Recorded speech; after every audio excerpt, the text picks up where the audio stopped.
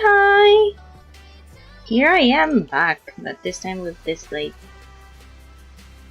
I was thinking about writing, but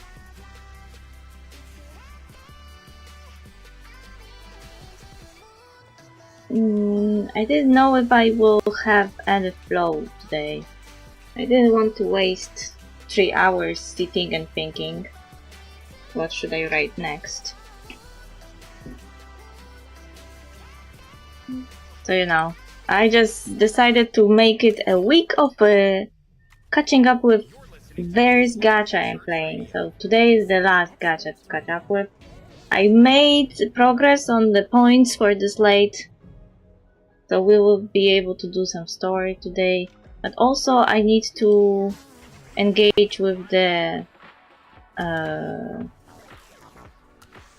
wishing system, because I am kinda, you know, collecting characters from the previous updates. Oh, here.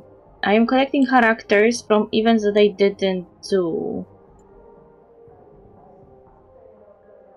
So Sakura is now on a banner, and Sakura was featured on one of the events I didn't do on stream, because they bypassed me. We did most of the stories on the stream. This one, this one, this one. We did this one, we did this one, I think. This one, this one. I feel like I did the story recap of this one. This one we did on stream, this one I didn't do. This one I also think we were doing it, I guess. Because there's some progress, I guess we finished. This one was done. Done.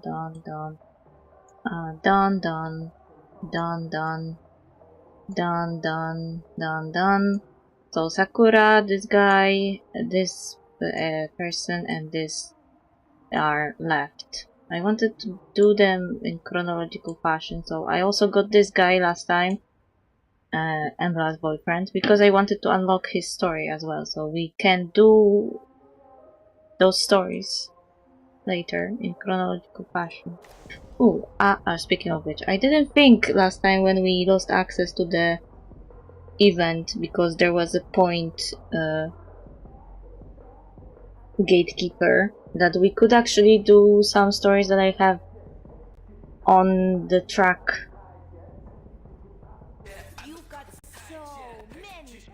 I have to remember about that there are some stories I still didn't do on stream and I should catch up with them.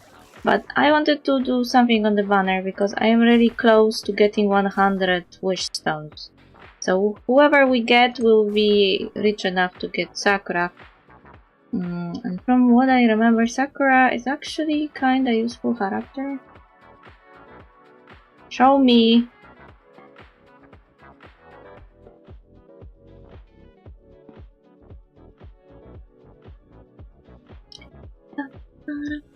Would you like to stroll through the gardens with me? Yeah, floor barrier. Each stack absorbs damage equal to 10% of HP. This character may be really useful in the future. Look. It's very popular as a speed character and HP. So they're basically kind of like, I wouldn't call them a defense up and then damage, so blah blah blah. Aren't they pretty? Recover HP upon actively casting abilities. Oh, so this is the kind of healer like lurk. Kind of. Okay, I guess I can do something. I have a lot of stuff to waste here, so we can get some new espers. Ooh. I wonder who that is. Looked like Shimmer for the 4-star.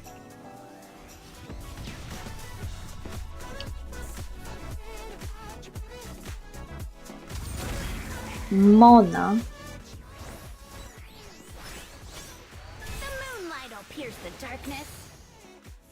I don't even know how many stuff I have for Mona. Ah, so it was oh, that's nice. I don't know how many divinates I actually have. Don't just give up because you think you're not special. Louis, okay, that's fine. Ah, you. Ooh, what a perfect test subject.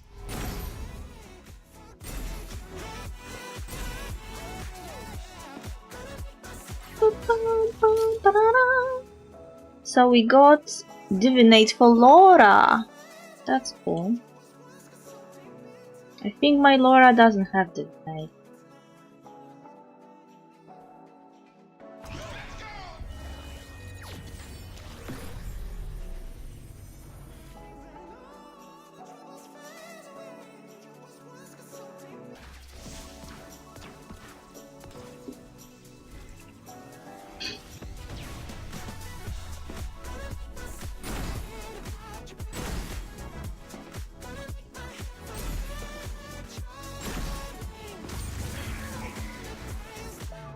Once a dragon is awakened, It won't be stopped. That's fine. You'll be stronger at There's least. no place better than the snowfields.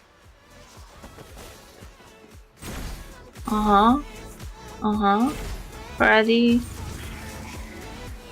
Your own mind Oh. is your most complicated and valuable project. Daddy! I used to use him a lot. Good sleep means a good day. Do I have you? Jacob. I don't remember if I have Jacob. No, it looks like I have Jacob. I have to probably invest in Jacob a bit.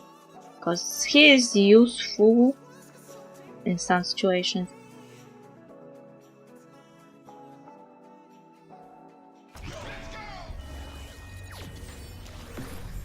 Okay. Shimmer character. I don't know how many crystals did we get from this because it doesn't show me.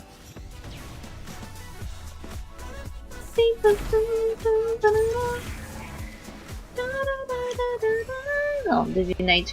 I wonder for who. Oh, I don't think I have that guy.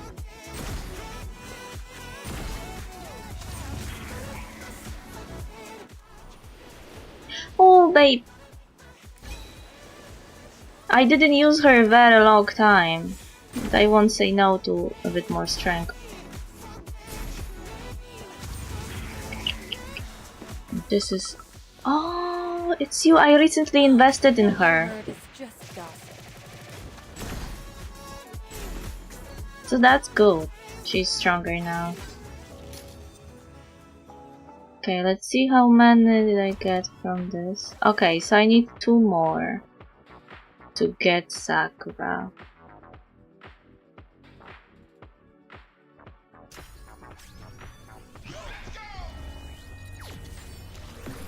Divinate.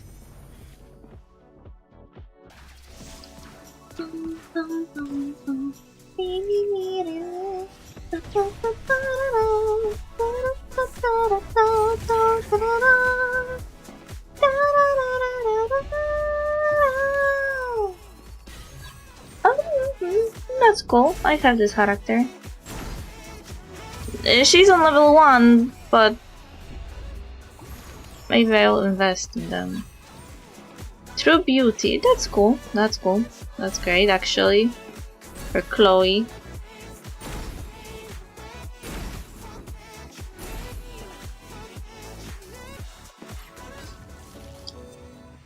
Oh, did I get any... No, I didn't get any wish stone from this. I need to try again. I guess divinates don't give you any wish stone. You have to get the character. You get 1 wish stone for every purple. I was hoping for 2 purple from this one. But okay.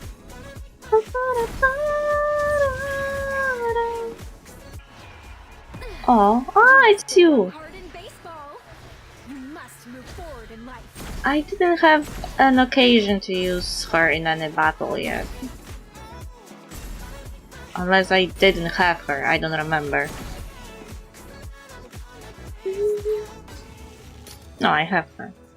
I got 1. I need 1 more crystal to go for Sakura.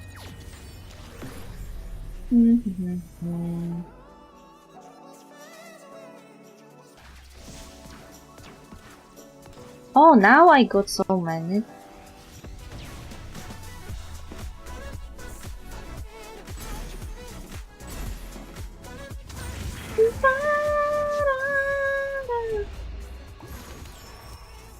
Divinate. Okay. Wait, for whom was that? Was it for Mona? Okay. Aquamarine.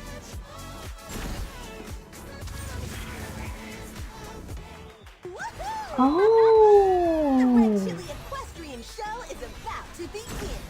Do I have you or don't I have you? I don't remember. I have so many espers that I lost count. So I got 3 divinates and 1 character. Oh, I got Dahlia Divinate and Jinhe Divinate that I didn't have before. Okay, now we should have 100 Wish Stones. So I wanted to go for a Sakura.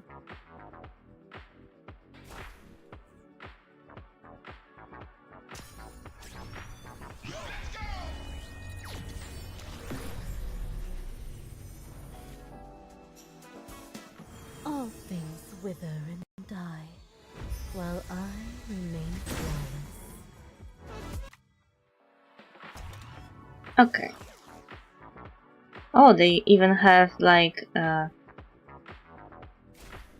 discount for characters that you already wished for or already have. We are on 36 here. I don't know if I want to invest more. I was only interested in wish stones because I accumulated a lot before. Okay, let's check the espers. Because there is a lot of updates to do.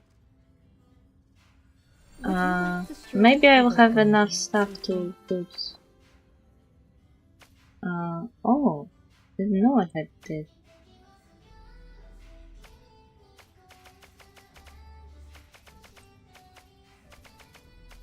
Look at my flowers. Aren't they pretty?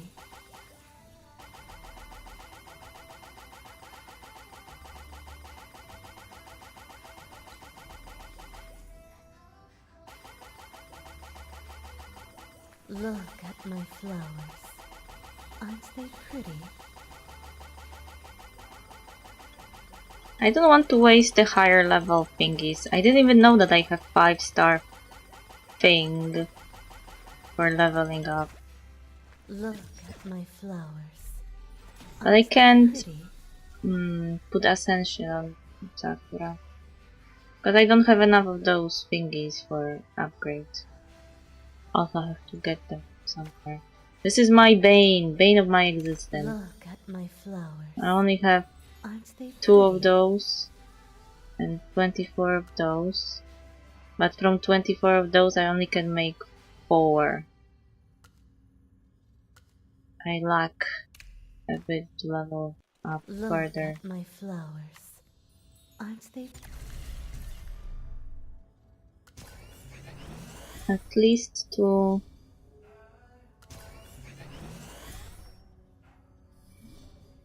Oh, here the problem starts.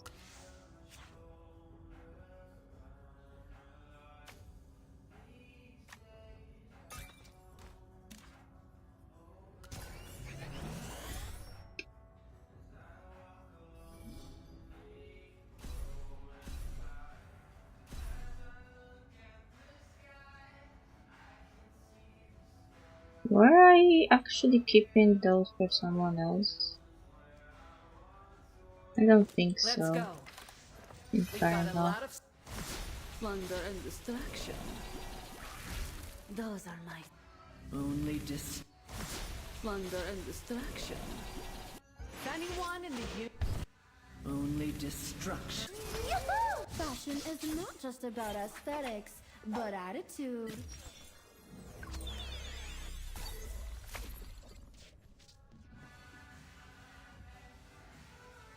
Fashion is not just about The weak look back. Let's go. Would you like to stroll through the gardens with me?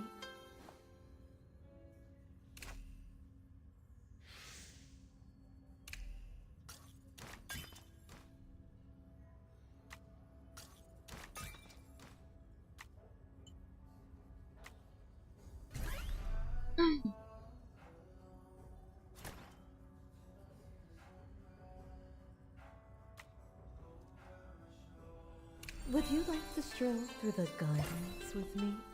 Oh, my game suggested healing. Why did you suggest healing though? Don't I have enough of the speed set?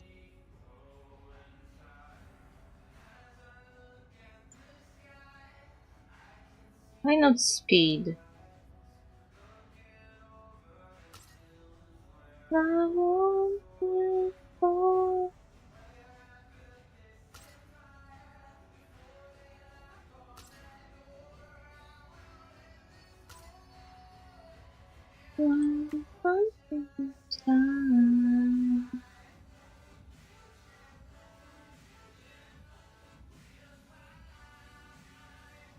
Well, I guess it also is Look at a my way. flowers. I'm But here it's recommended Panacea set. Why?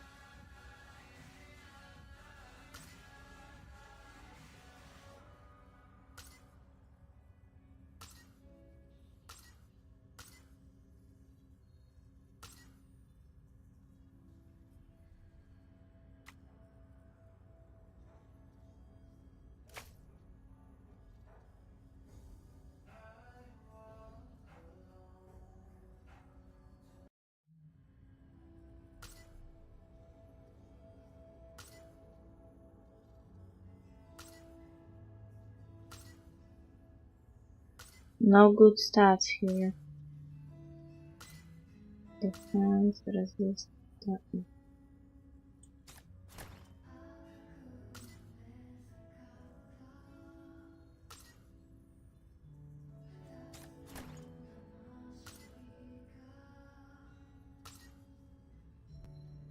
Ah, I didn't look at the.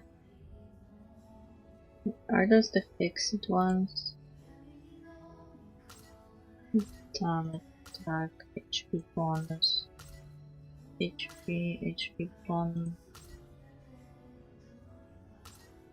HP bonus.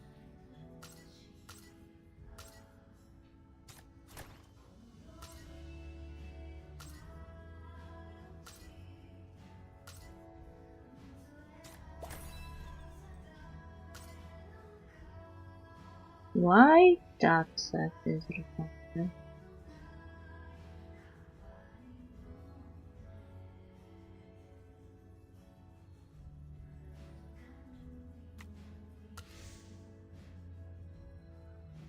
Most people use this kind of set. Why those sets are recommended?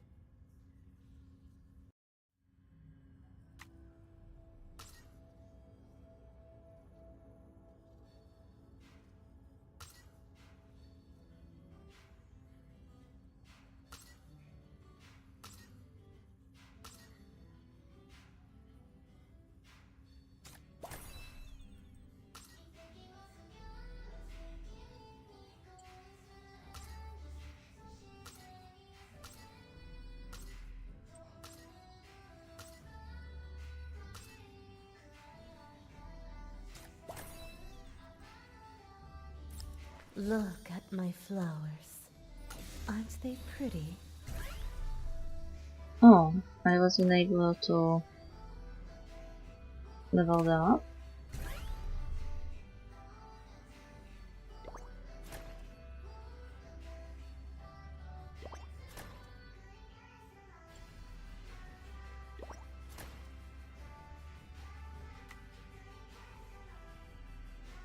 Would you like to stroll through the gardens with me? Resist, HP, speed boost them.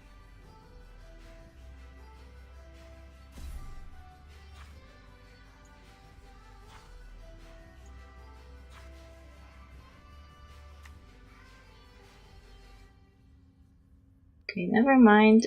This guy. There are two things in life I enjoy. One is swordsmanship. The other I is have him on traveling the full. world. That's why I didn't get any thingy. Nothing really comes to mind. Resonance.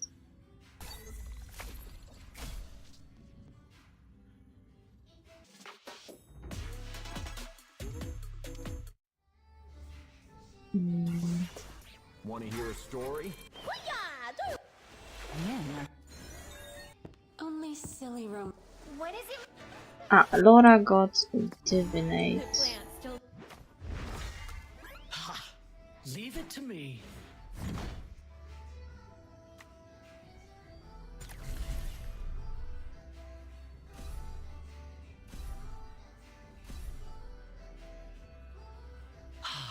Work is.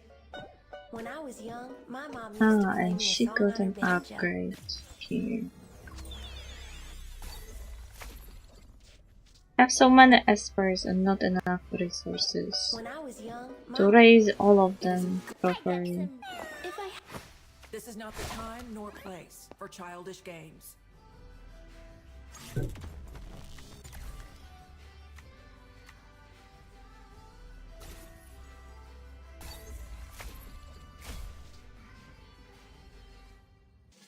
I need to like focus on several characters and then when I finish doing them, do another batch. Fine line between Instead of trying to do everyone at once. Or my love. Nothing beats a cool. I can Ah, Mr. Daddy. Knowledge will usher mankind into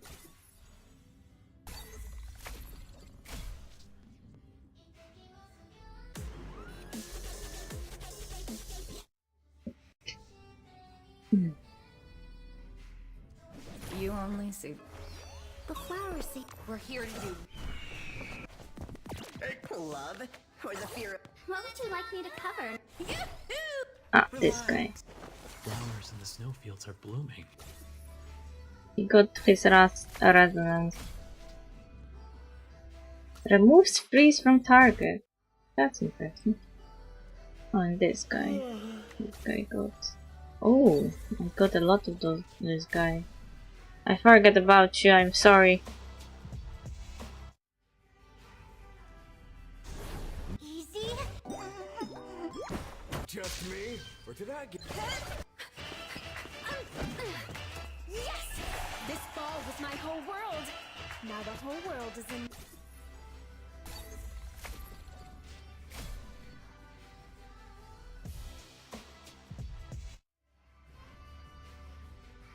Easy. Just me? Your defense is full of flaws.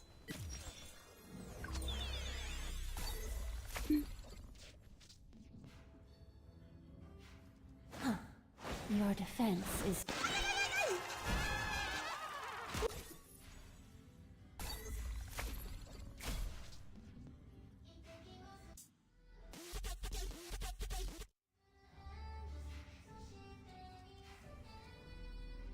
Don't speak of him in my presence. All I want to do is protect my people.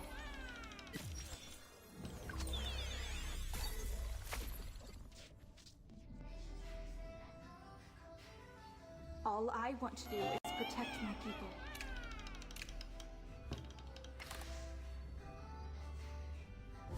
Strategy is a philosophy.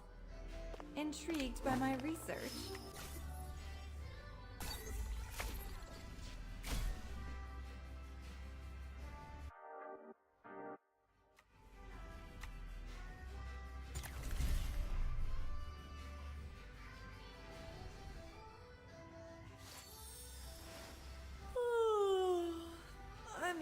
Whoa!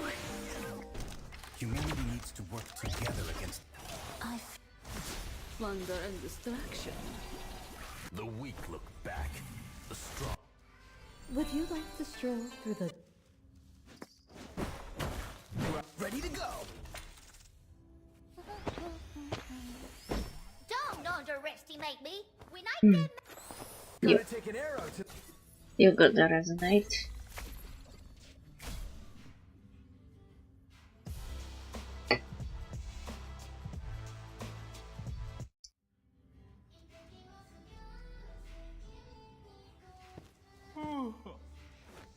I kill? I have so many wind characters. Of him in my presence. It's insane. I found you, so stop struggling. Ah, Mona. they're in range. Mona got here. Tear up for her. Divinate. And resonance. Oh, fifth one.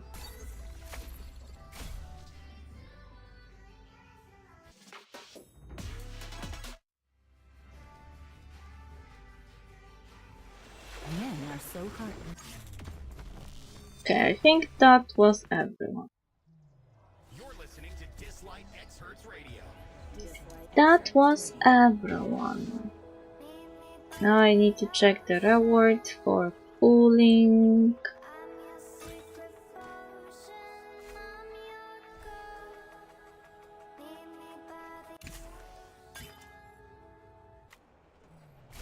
Okay. I invested a bit here into points and I got 4 of the things that I need to get meta Drew.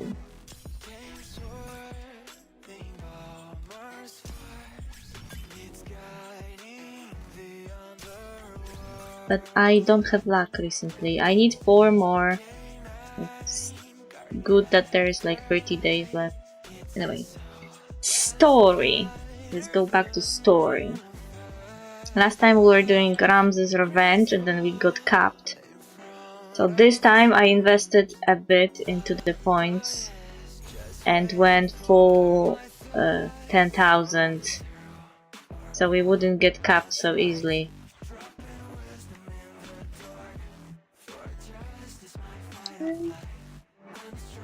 This music slaps though.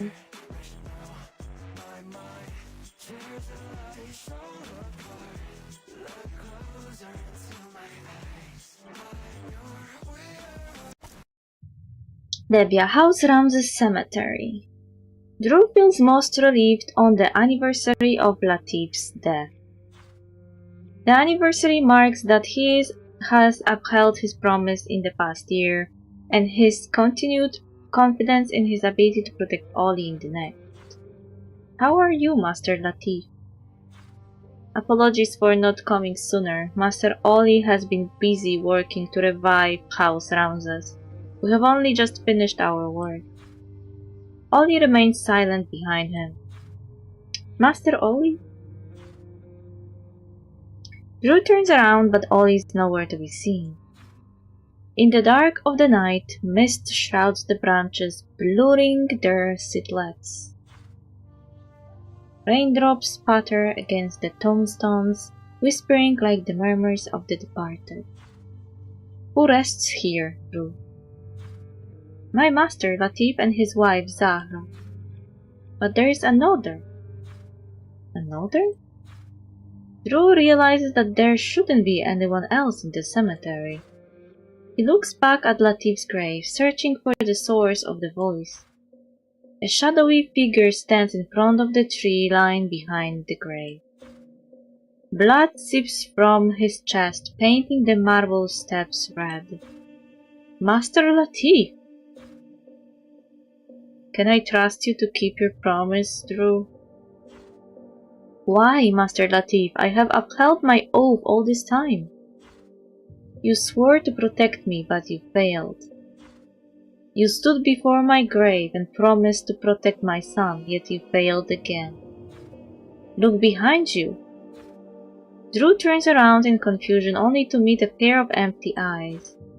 Ollie, who had vanished just now lies at his feet, lifeless.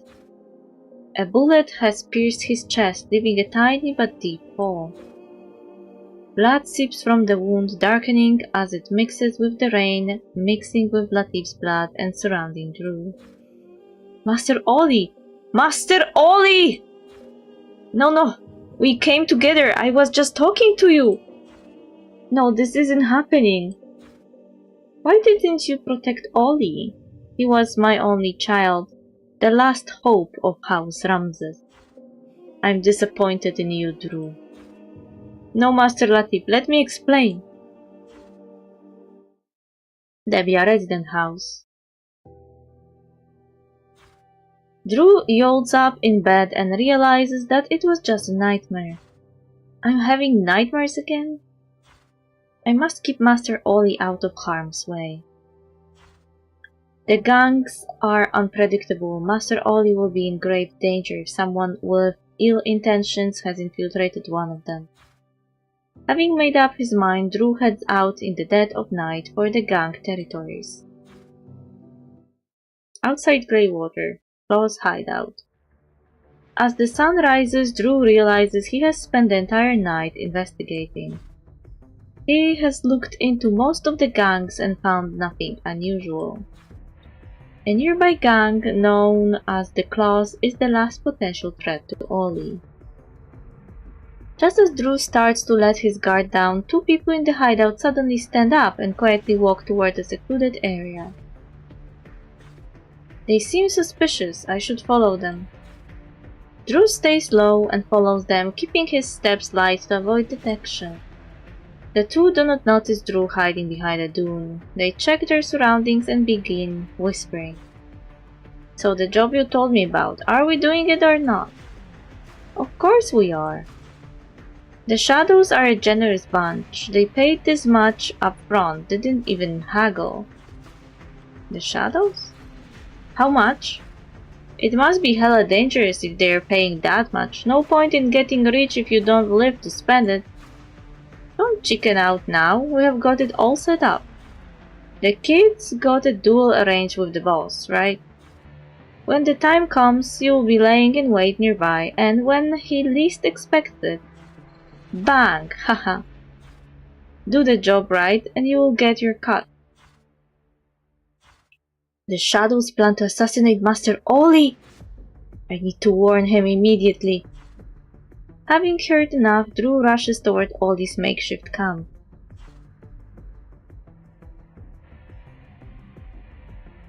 But all he finds is empty room. Has he left already? No, something is not right. Why are there so few people here? Oli had gathered a group of soldiers still loyal to House Ramses and set up camp near Greywater. The small camp feels crowded at times. But today it's eerily quiet. It takes Drew a while before he finally finds someone practicing with their blade.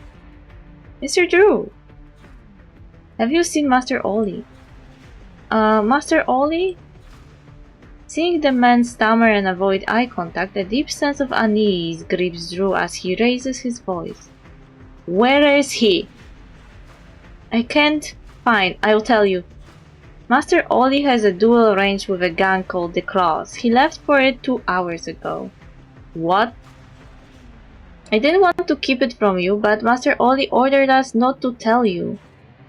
Drew turns around before the man can finish and rushes toward the Claws camp.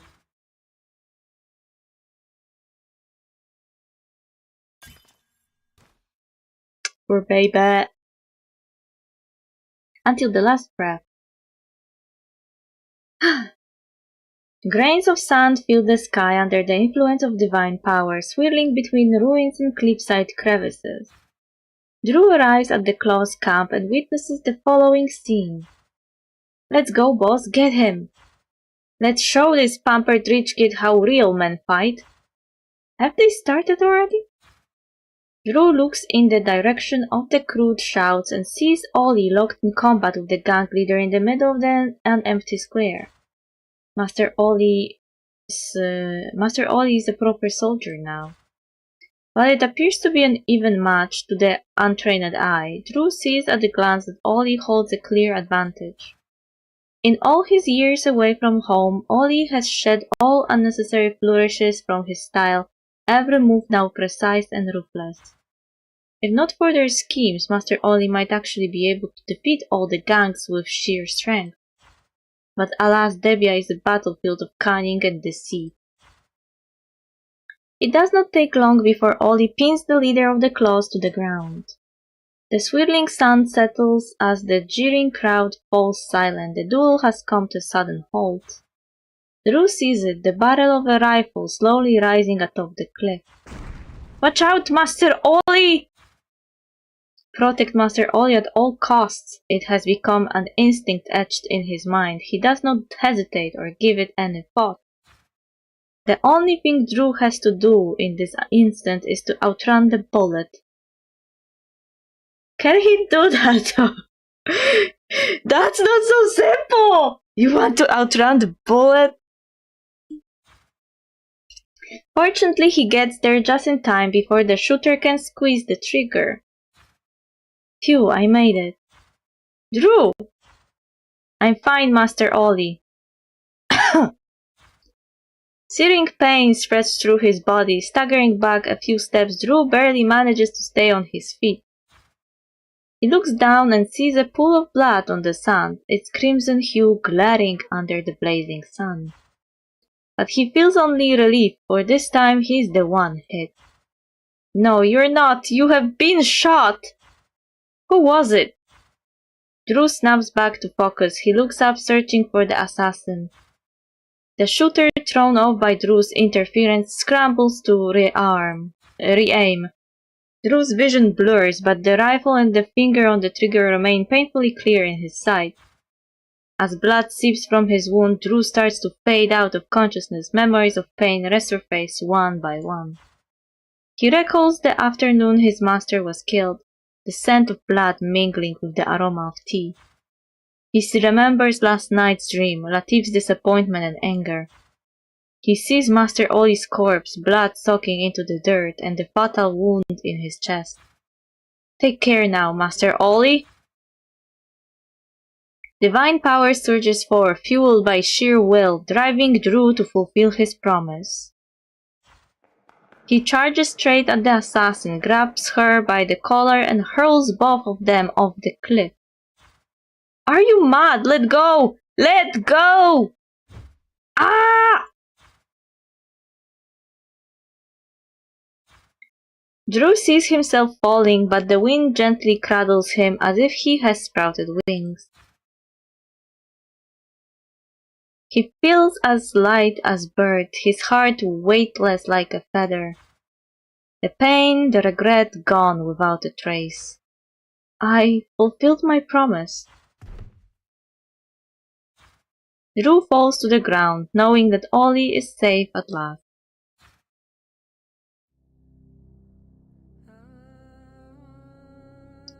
On this day 4 years ago, a young Oli stood before his father's grave for the first time.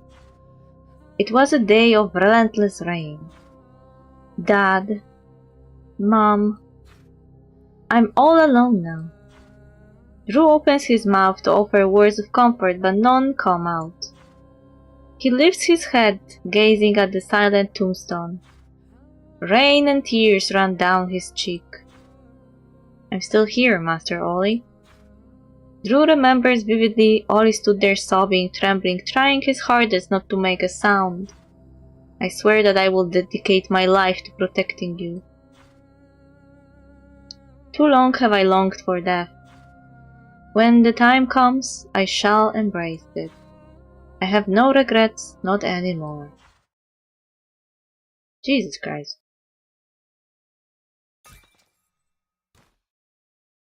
You know how to be heavy? It was already the ideal.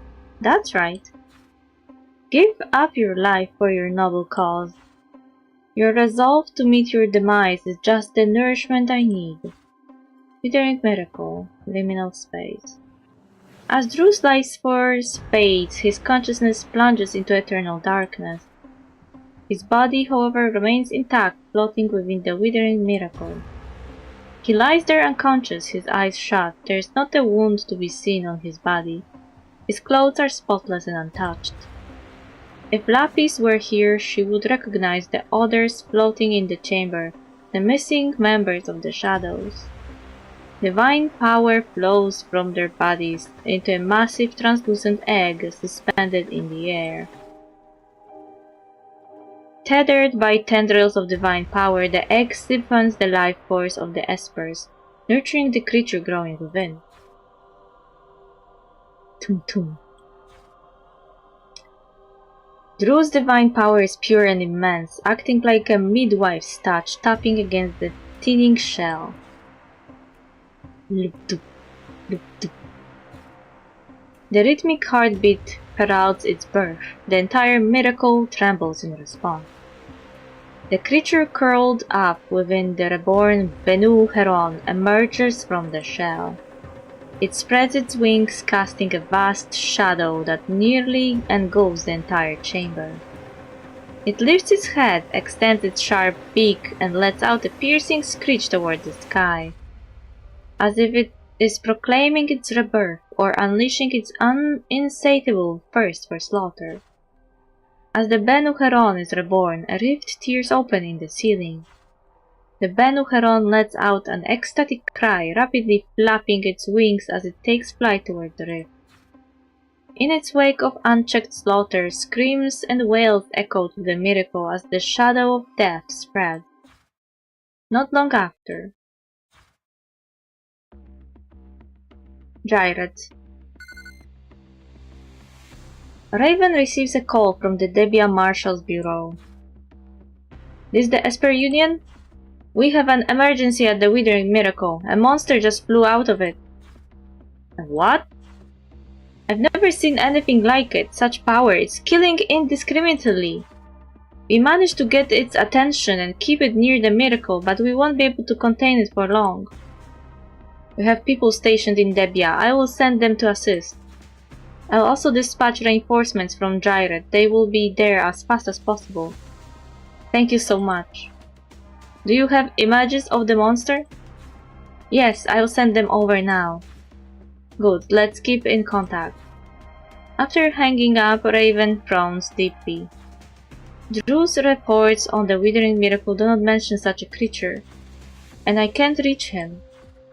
Lapis isn't answering either. Hyde? When did you get here? The Debia Marshal's Bureau contacted me as well. I couldn't reach Lapis, so I've come to see you. The fax machine starts printing out images and data on the monster. Looks like the Bennu Heron from Raya mythology. What do you know about it? My knowledge is limited to mythological records. With no data gathered from combat, we know next to nothing about it. There is no time to waste. We have to act now. We must join forces if we want to stand a chance against the Withering Miracle. He's right. The trial has begun. We need all the help we can get.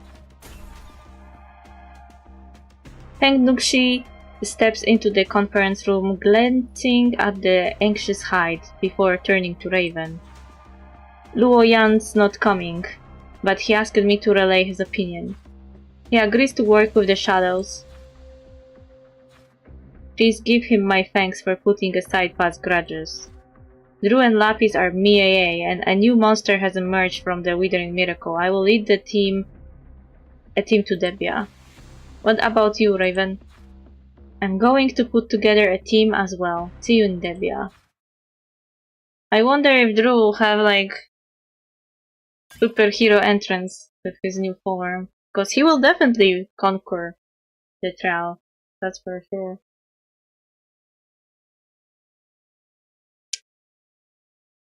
Resurrection. As Raven and Hyde gather their espers, Lapis, still trapped inside the tablet, is exhausted from combat. Lapis battles wave after wave of Miramon in a sand-filled ancient ruin. She has lost her sense of time, but at last she exits the Miramon-infested ruin and reaches the end of the path.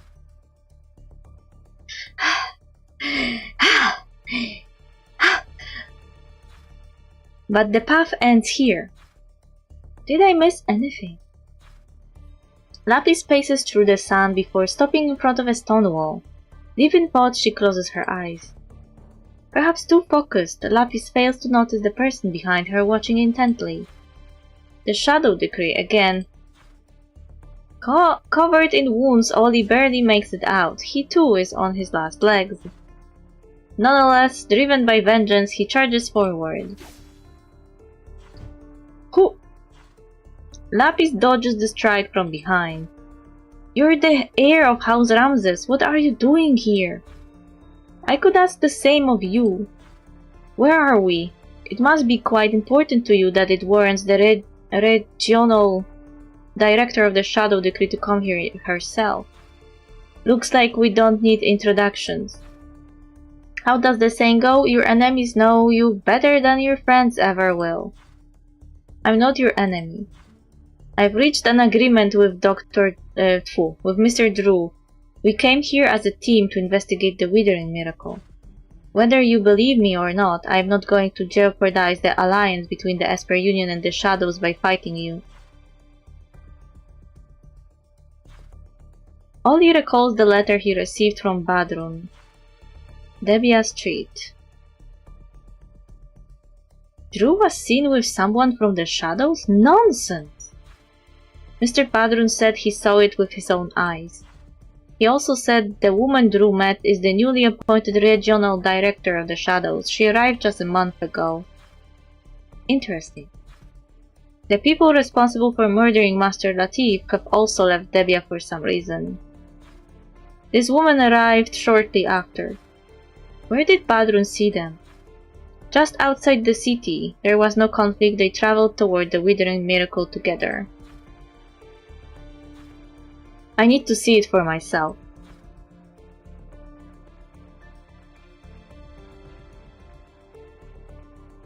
It seems that what Badrun said is true. Regardless of Lapi's responsibility for what happened to House Ramses, as long as she is a member of the Shadows, Ori is not going to treat her kindly. Right, alliance, and I'm supposed to just believe you. That scumbag Sander played the same trick back then. He came to us under the guise of working together while secretly plotting against us, stealing our wealth and technology. It's true, Sander is not an upright man. I know you despise everything about the Shadows. I don't expect you to buy my story. But Drew may be in danger. The more time we waste, the more danger we put him in. Does that not concern you? What? Meanwhile, outside the Withering Miracle.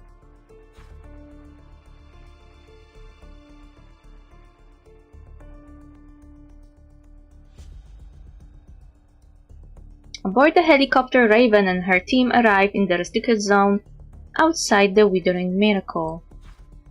As soon as she steps off the helicopter, Raven sees Hyde waiting nearby, accompanied by 2 other members of the Shadows. Here we are, after all these years, fighting side by side again. Let's hope we succeed. Let me introduce my team. They are some of our finest. I am Laura. I am adopted by House Ramses. I was adopted by House Ramses. Pleased to meet you.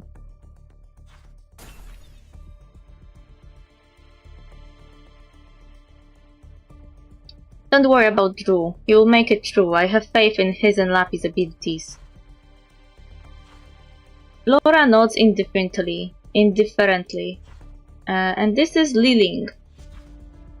A pleasure. Oh, he's in his new form. He's already a Meta Esper.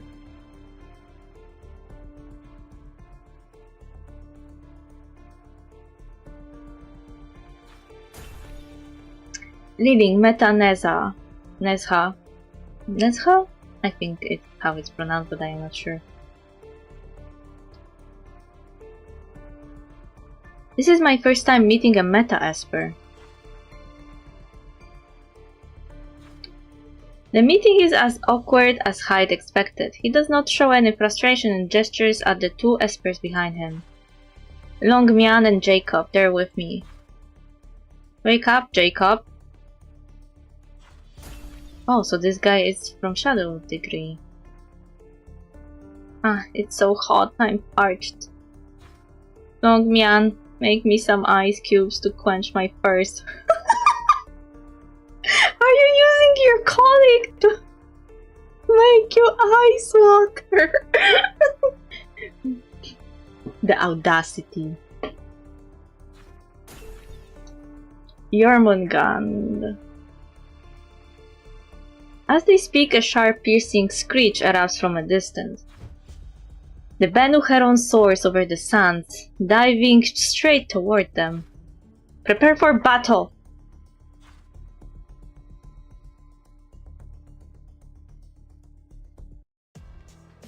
I'm going to fight the monster.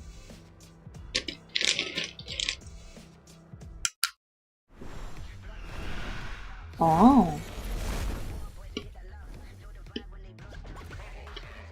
Experience my lightning speed.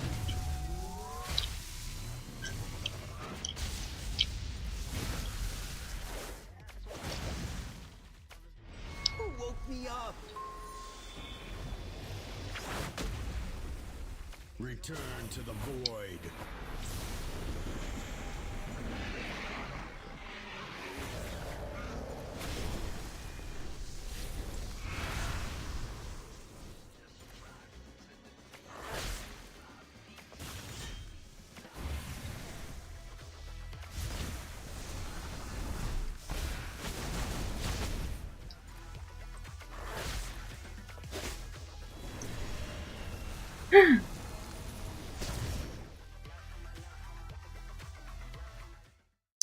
The newly formed team engages in a fierce battle against the Bennu Heron and gradually seizes the advantage. Now! The three-headed dog roars, leaping into the air and sinking its fangs deep into the Bennu Heron's wing. The Bennu Heron screeches and flaps its wings wildly, its movements growing weaker under the dog's relentless attacks. At last, with a terrifying wail, the Bennu Heron crashes to the ground. Huh, that wasn't too hard. Alright, let me freeze it for good. No, get back! Raven yanks Longmian back, her eyes locked on the motionless Bennu Heron. It's still alive. As soon as Raven finishes speaking, the bird twitches its wing. As the espers stand in stunned silence, the Bennu Heron's broken bones reconnect and its torn wings regenerate. Its shattered beak is now perfectly intact, as if it has never been hurt at all. Well, maybe you should have let him freeze it. Maybe it wouldn't be able to regenerate if it was ice.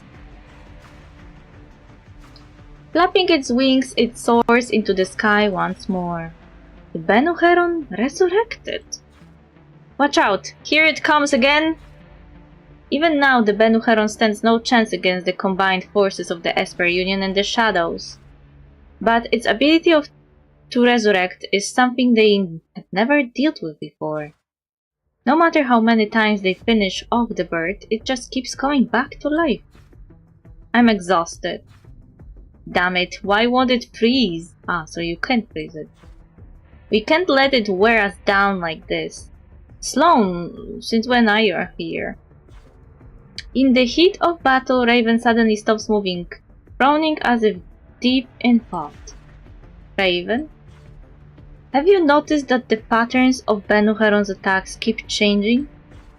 I have. Every time it revives, it starts using new techniques. Its last move, it felt oddly familiar. It's using Drew's combat techniques. The rhythm and frequency of its maneuvers are exactly like those of Drew's. It seems our priority should be locating Drew and Lapis. I concur. Laura, Liling, hold off the Bennu Heron as long as you can. Buy us time. Hyde and I will head to the Withering Miracle and find out what's really going on. To be continued. Wait, what? So I amassed points for no reason? I thought there will be like more. I didn't know there were only 12. That's cheating! I feel so cheated right now. I was amassing points because I thought that I will need them, but it looks like I will need them, but in 10 days.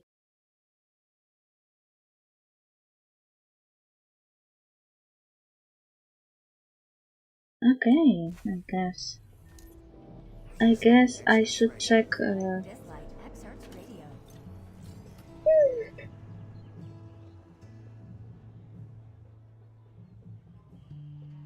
Which story I didn't catch up with yet.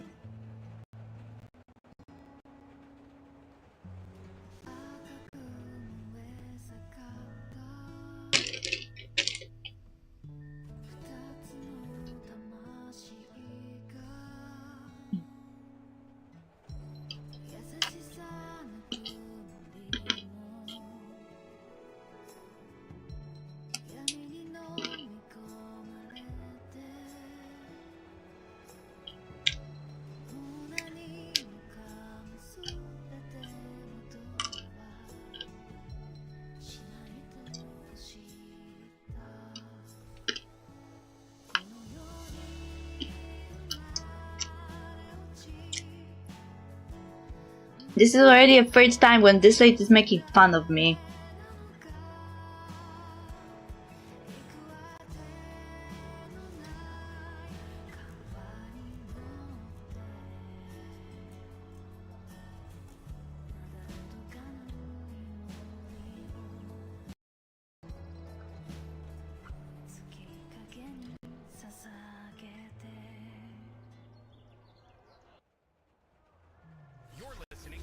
Dislyte X Hertz Radio. Dislyte X Hertz Radio.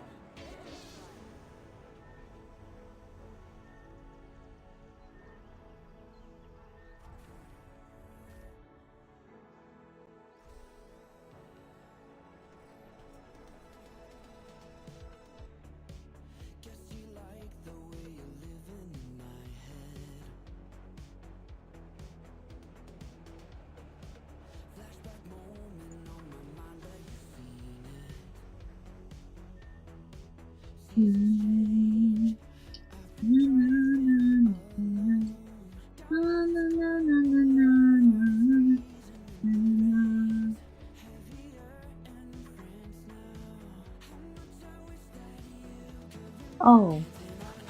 I was doing that event long time ago that was giving Embla's skin, and I didn't finish it, I think, because I have Embla now, but I don't think I have that skin. Anyway, so the chronology would be Farewell Fireworks, Expose, Mists of Memory, Items of Faith, Cherry Blossoms. So I got the character last one and I got one in the middle. Farewell Fireworks, Exposed, Items of Faith, Backtrack. It's kinda annoying that you have to have specific espers to do the backtracks. I am not sure if the chronology of backtracks makes a difference.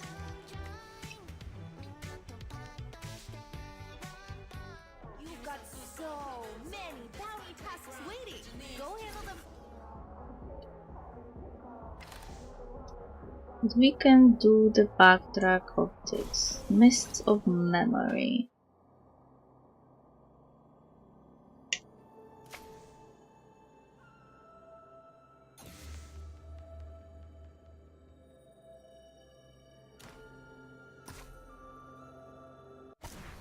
Who are you? When you started to forget, nobody paid much attention. You would forget people you had seen maybe once or twice, or what you had for dinner last night, or what I said to you a few hours earlier. It wasn't a problem until you forgot me.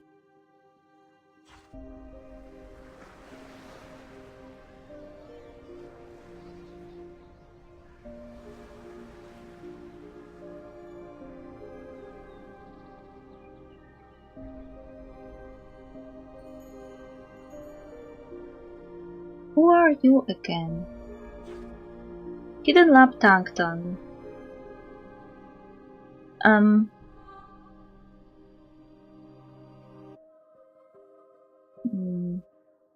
Her body looks weird. I believe she looked better before. Maybe it's because of her face.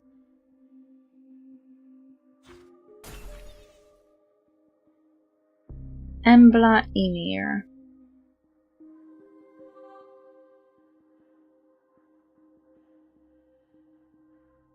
Embla, did you just remember something? Fushi, Swanee. We took this photo by the beach, remember? My head hurts. Embla clutches her temples in pain. There's an increasingly enraged look in her eyes. Fushi pulls out a vial of tranquilizer. Once the injection is complete, Embla falls into a deep sleep. Fushi gently helps her to bed. Fushi gazes at her as she sleeps peacefully. He holds her hand tight, as if he were praying. It's been 12 years. Embla, are you ever going to remember me? How do I bring you back? Just tell me how, and I will do it. Please, Embla. Their love story is so tragic.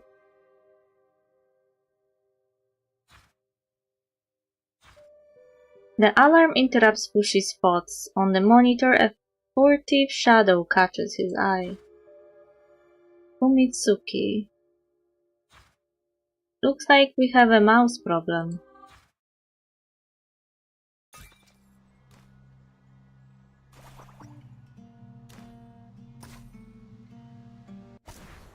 An uninvited guest.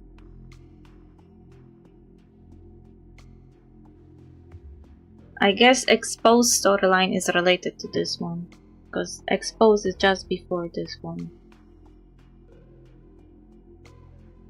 And Fumitsuki is on the Exposed storyline. I guess we'll do it out of chronological order. This looks like an abandoned factory from the outside. Never would have thought it could hide a huge laboratory.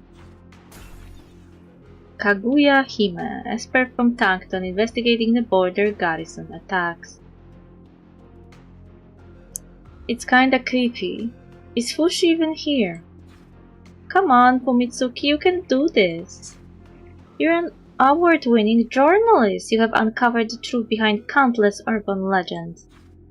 There is no such thing as ghosts and demons. Don't forget your mission.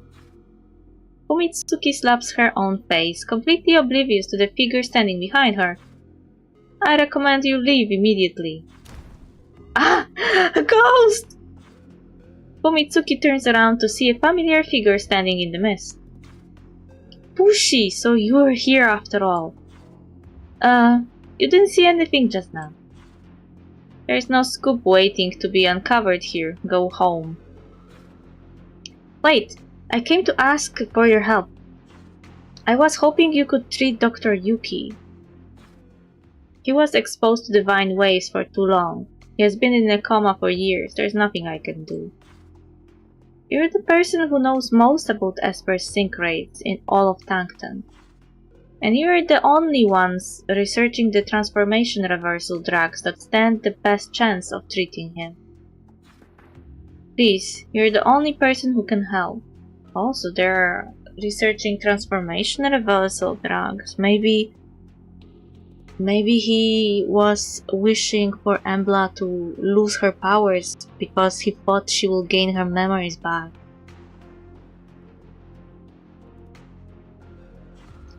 Why should I help you? Fushi glares coldly at Fumitsuki. She summons up her courage and pulls out a stack of papers from her backpack. Your research into transformation reversal has gotten nowhere. But while I was investigating the garrison attacks, I picked up the data that Dr. Yuki left behind. Detailed records of the guards who were suffering from symptoms around the time of the incident should be pretty useful to you. If you agree to help me, then it's all yours. Iki uses you, so you turn around and use his father? I'm not doing this for Iki. I'm doing it for all the survivors from the garrison. There are other survivors. That's right, I've been tracking them down for 2 years now. What's more, there are soldiers from other border outposts who all have the same symptoms as Dr. Yuki. Consider you is keeping them all at a secret treatment facility. If we can make them from their comas... If we can wake them from their comas, we'll be able to unearth evidence of Ren Xian's crimes. All by yourself. Of course, I can't do this alone. But as a journalist, it's my duty to uncover the truth. There are people in Tankton who believe in me, and they deserve an explanation. For Fushi, the look of determination in Fumitsuki's eyes evokes memories from 12 years ago.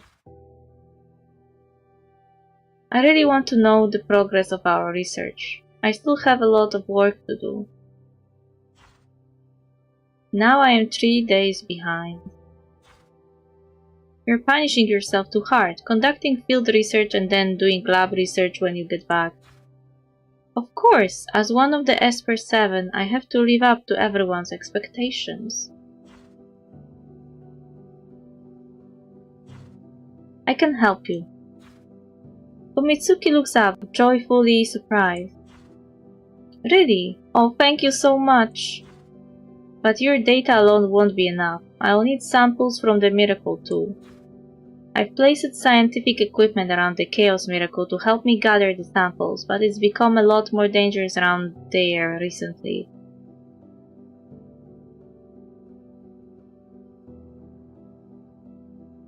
I had a sudden thought. Would it be possible for Embla to become a Meta-Esper? What if her going through a second kind of awakening of her powers could bring back the memories?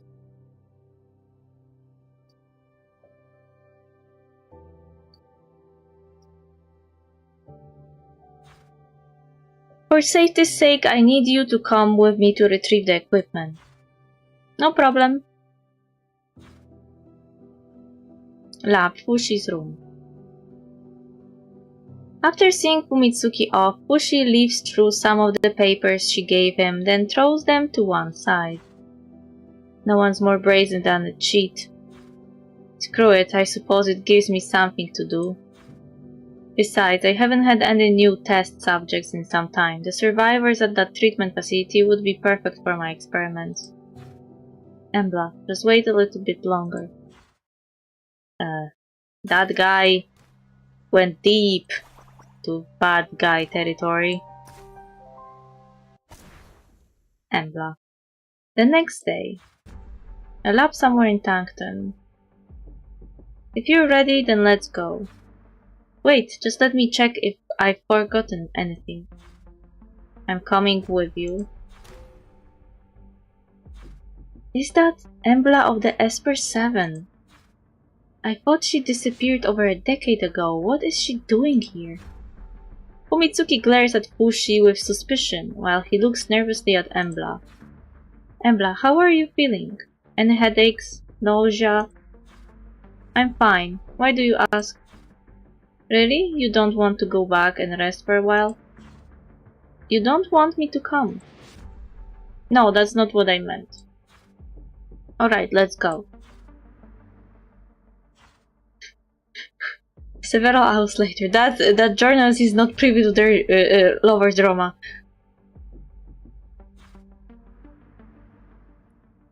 Chaos Miracle Perimeter. The trio walk silently to the outer perimeter of the miracle, Fumitsuki following awkwardly behind the other two. I can't take this any longer. Fushi, why is Embla in your laboratory? What's the deal with you two? Don't worry, I'll keep it between us. Nothing to do with you. Since Fushi is giving her nothing, Fumitsuki runs over to Embla. Hi Embla, my name is Fumitsuki, I'm journalist. Weird, no response. Did she even hear me? Hey Embla, hello, hi! I grew up hearing stories of the Esper 7, but I never thought I would ever get to meet one in the flesh. Fushi immediately stands between them, cutting off Fumitsuki's barrage of questions. It's best you keep your distance. The further the better. Why? In her current condition, Embla could be dangerous. Dangerous? Fumitsuki stares blankly at Embla. There is a coldness in her eyes, but nothing else.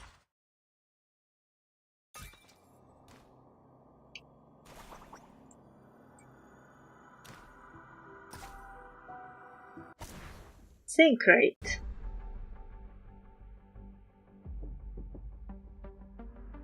Fumitsuki gathers up the scientific equipment scattered around the miracle, following Fushi's instructions. Behind them, Embla paces back and forth. She has the eyes of a hunter searching for her quarry. Inside the reinforced glass, a liquid substance shines with emerald green light. Fushi, what exactly is inside all this equipment? Divine waves. I thought divine waves were usually burned onto discs. After they have been processed and made safe, yes, but the stuff inside those devices is of extremely high purity. So, if the soldiers at the border garrison were exposed to excessive quantities of divine waves... Look out! A group of Miramon approach at speed from deep inside the passage. Showtime! Ah! Did that Miramon just scream? Mitsuki makes short work of the Miramon. Nothing to it, those Miramon messed with the wrong celestial princess. Fushi, are there any more devices to collect? Overjoyed by the thrill of her victory, Fumitsuki hasn't noticed the change in Embla's eyes. Destroy. Oh no. Ugh. Get back. Eliminate. Ugh. What's wrong with Embla? Why is she attacking us? No time to explain. Fushi quickly pulls out a syringe, aiming a dose of tranquilizer at Embla's arm. Embla nimbly dodges Fushi's injection, then turns to charge at him. No! I will draw her away!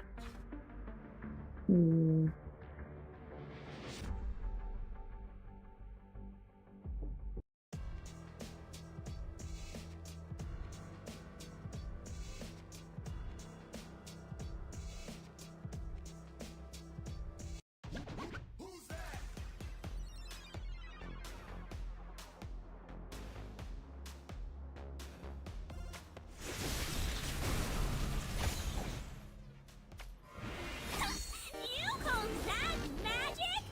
I got this for ya! Fumitsuki succeeds in drawing Embla's attention. She charges straight toward her. Fushi, now! I'm sorry, Embla, you need your rest. Fushi manages to jab the syringe into Embla's skin. A moment later, she collapses into his arms, deflated. Well, now I get why you told me to stay away from her. Losing control, attacking the first person she sees, a lot like the soldiers at the garrison a few years ago. Is it because her sync rate is too high? Her condition is worse than the others. Worse? When an ordinary person is exposed to divine ways, their spare sync rate gradually increases. Once they reach a certain threshold, they might suffer confusion, drowsiness, even episodes of aggression. Espers are different. An Esper's sync rate stabilizes around the 30% mark. What was that? Their sync rate won't increase even if they're exposed to high levels of divine waves for a long period of time. But Embla's sync rate is already over 80%. 80%? But she's still conscious and acting of her own free will, right? At this point, all that's left in her is instinct. Delirium, memory fragmentation, and a desire for destruction are all early-stage symptoms of a high Esper sync rate. The end result is a complete loss of personality. What?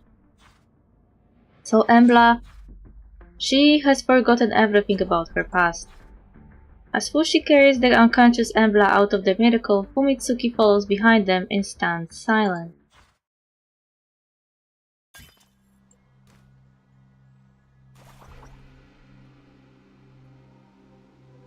I really would want them to test my theory in the future update.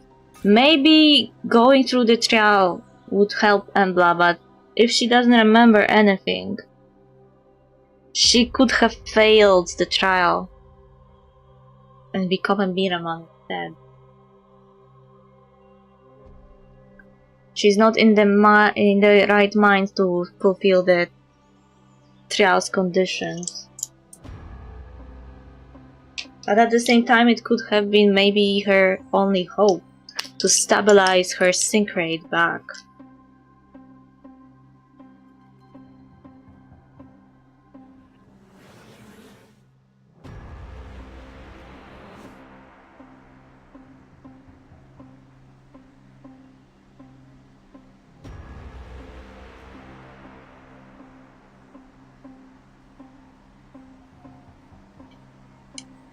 I nearly choked on a tablet. I mean the pill, not the tablet. Pill. I was taking pill with vitamin D and I almost choked on it.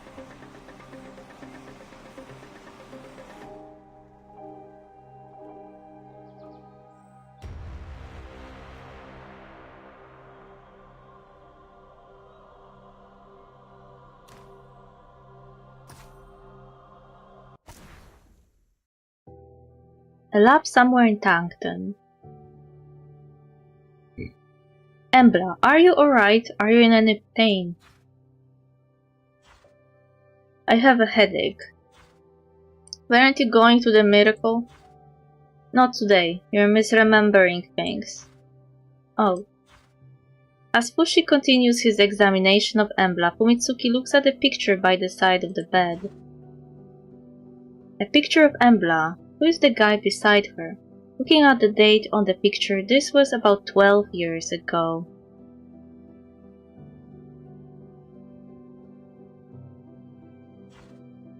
In the picture, Embla is smiling as the man beside her leans happily on her shoulder.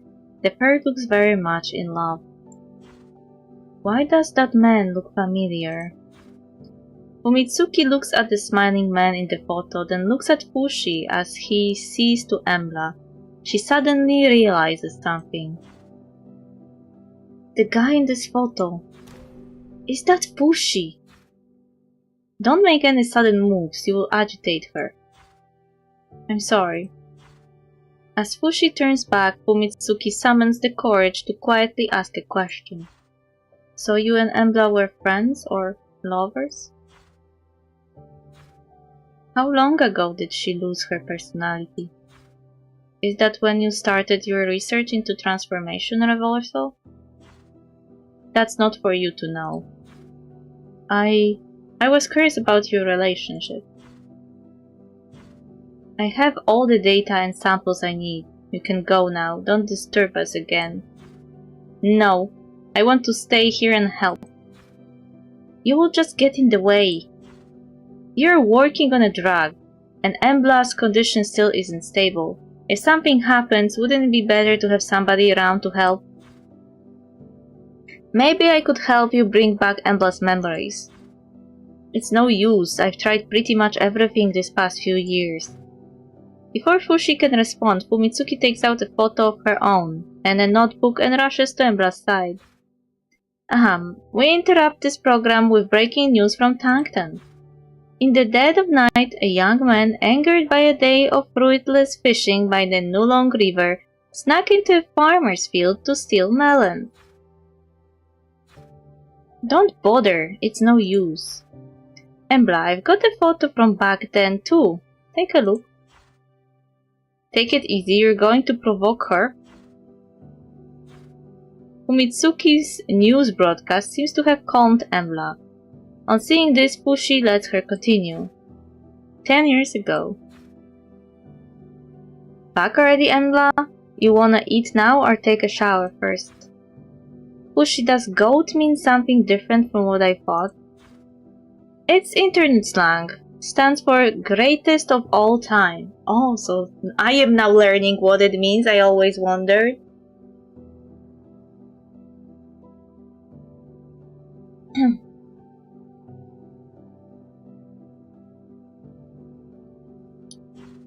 Why do you ask? I was helping a group of new recruits on a mission, and they called me a goat. I didn't understand what they meant. They kept apologizing. Huh. Stop laughing, it was so awkward. I wanted the ground to swallow me up right then and there.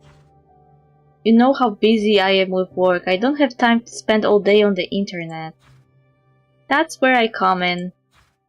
Starting from today, I will give you a daily roundup of the latest news and all the hot new memes. For you, I will never log off. I tried something like that once. For the first 2 years after Embla started losing her memory, we could still talk to each other, more or less. I kept trying to help her remember. But things just got worse. In the end, she forgot everything. She couldn't even handle the missions she was assigned.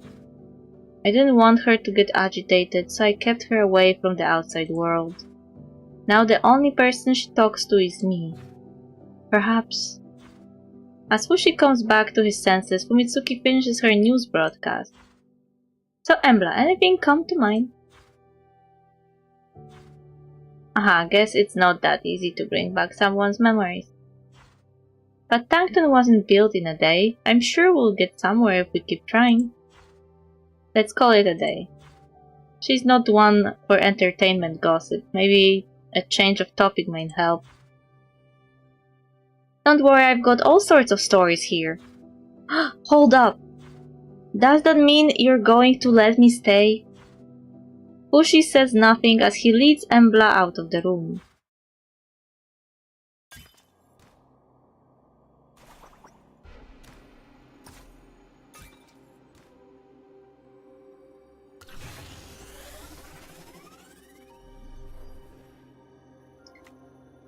There are 3 parts of this story. Is she going to remember or is she going to forget altogether? Wait, I need a drink and some snacks. I guess she got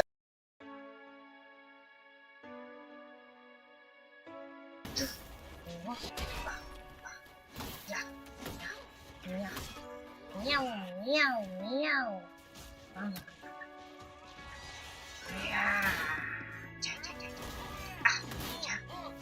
Meow meow meow. Feel my sword. I still preferred. Oh no! Although they hit the buffalo. We are so.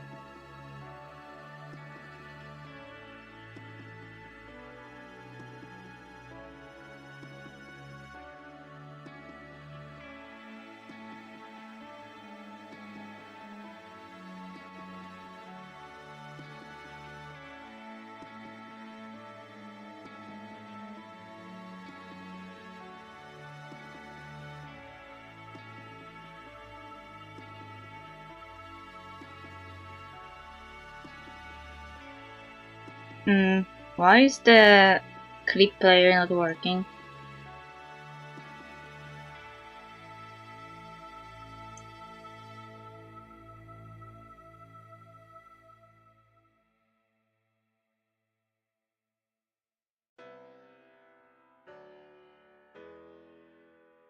Who is the best Jedi to fight Grievous anyways because of his lightsaber? Yeah, I like.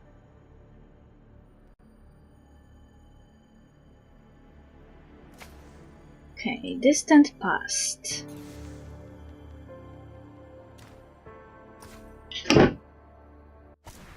Wastelands of Memory, several days later.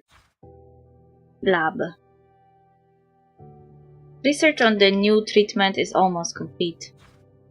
Embla's condition seems more stable lately. It seems external factors may have had some benefit. Or perhaps Mitsuki is just a special case. Anyway, let's see if I can restore Embla's memories this time.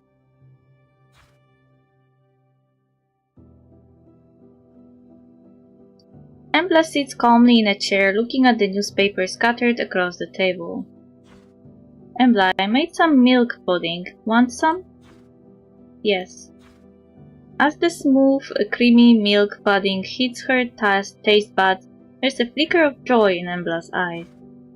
Fushi regards her satisfied expression as he lights an incense burner. I thought I would try some aromatherapy. I'm going to use a number of different scents. Do you like this one? It's okay. You used to love it when I made fragrances for you. Embla doesn't react. She stares calmly at the burning incense. The air fills with the scent of roses mixed with herbal, almost medicinal notes. Creating his own scents was once one of Fushi's few hobbies, but since her personality changed, his aromatherapy ingredients have mainly gone towards creating drugs to keep her calm. Maybe the scent is a little complex. I'll try something less intense next time. Once the incense burns out, Fushi takes the diary from the bookshelf and passes it to Embla. Embla, do you remember this notebook? I gave it to you as a present. I don't remember. Look, you wrote your diary in it. The first half of the notebook is undoubtedly Embla's diary. Notes from work, records of meals, names of people she knew. The records get more and more fragmentary and the dates of the entries get further and further apart. At some point, it stopped being Embla's diary and became a record of Fushi's attempts to help her. I wrote this? You did, right after I gave you the notebook. We took that picture at the harbor. Fushi picks up the picture on the bedside table and shows it to Embla. Embla, you really don't remember this at all. We danced on the beach. I tried to give you a singing lesson. I don't remember. Hey, beautiful girl. Keep moving forward and through. Hey, beautiful girl, the moon wants to be friends with you.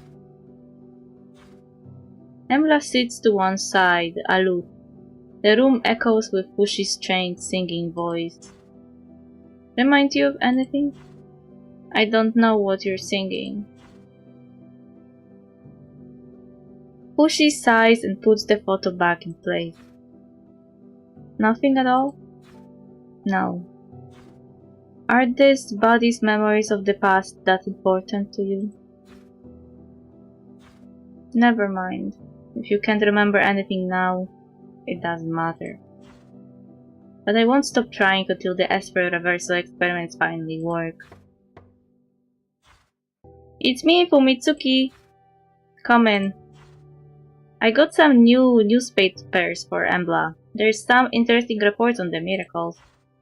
Fushi, are you okay? You don't look too good. I'm fine. Maybe you should get some rest. Let me take care of her. I would rather stay here. I know you're working hard to create the new treatment, but you haven't slept in days. It's not good for you. Don't worry, Embla's condition has been a lot better lately. Nothing is going to happen if you take a little break.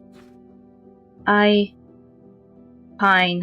Just a short rest. If anything happens, call me immediately. And don't touch anything in this room. Understood? Fumitsuki practically pushes Fushi out of the room. Instead of going to rest, he heads straight to the lab. Of course he does.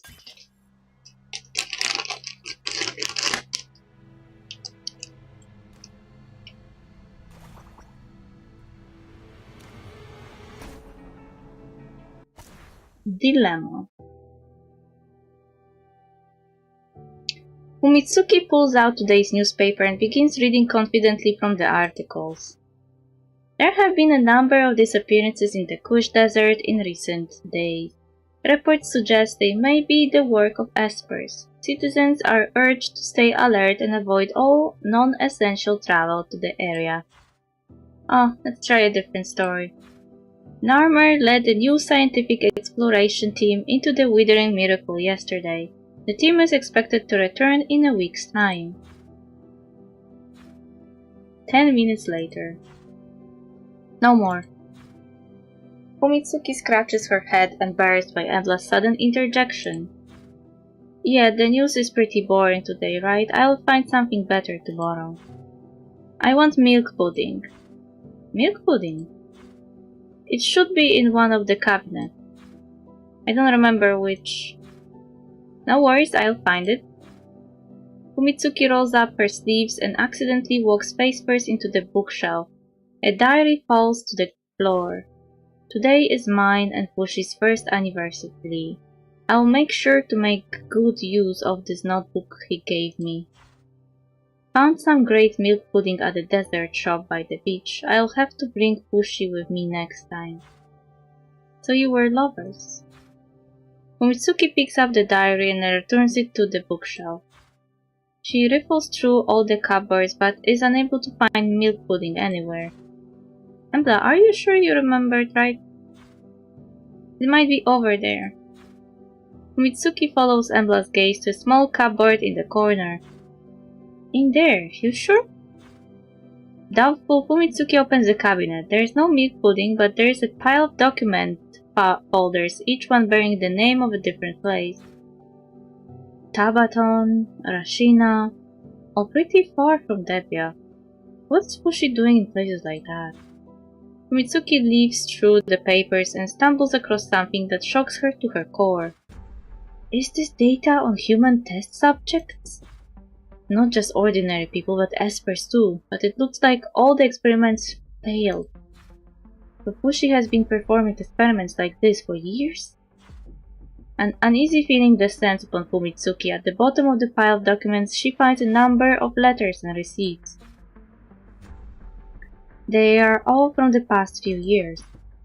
The receipts record large transfers of money paid to Fushi from an anonymous account, as well as inventories for copious pharmaceutical supplies. The money has been transferred to your account. The test subject will be delivered to the handover location in 1 week's time.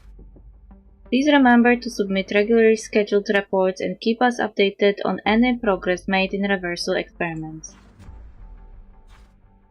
Looks like someone was supporting Fushi's reversal experiments in Tankton from the shadows. Anyone who could move that much money while keeping it quiet must have been some kind of Tankton big shot. Who? As she looks over the substantial receipts for pharmaceuticals, an idea begins to form in Fumitsuki's mind. All these medicinal supplies. When it comes to pharma, the biggest players in Tankton are Ren family. So does that mean the person backing Fushi is Ren Shan? Has Fushi been working for Ren Shan all along? Embla, did you know anything about it? Embla gives no response to Fumitsuki's question. Either she knows nothing or she doesn't care.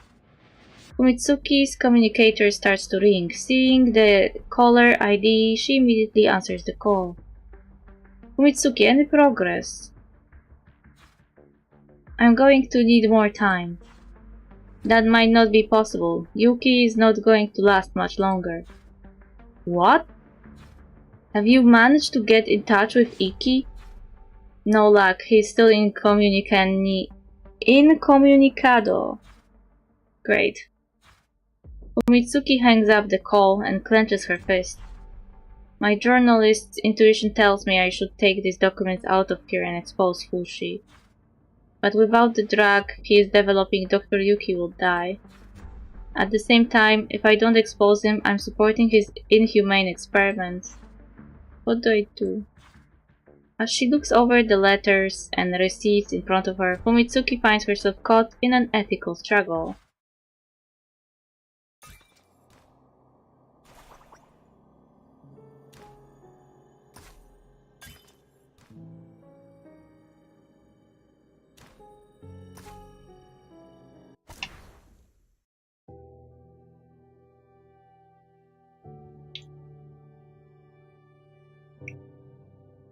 Caught between saving the lives of the survivors and doing her duty as a journalist.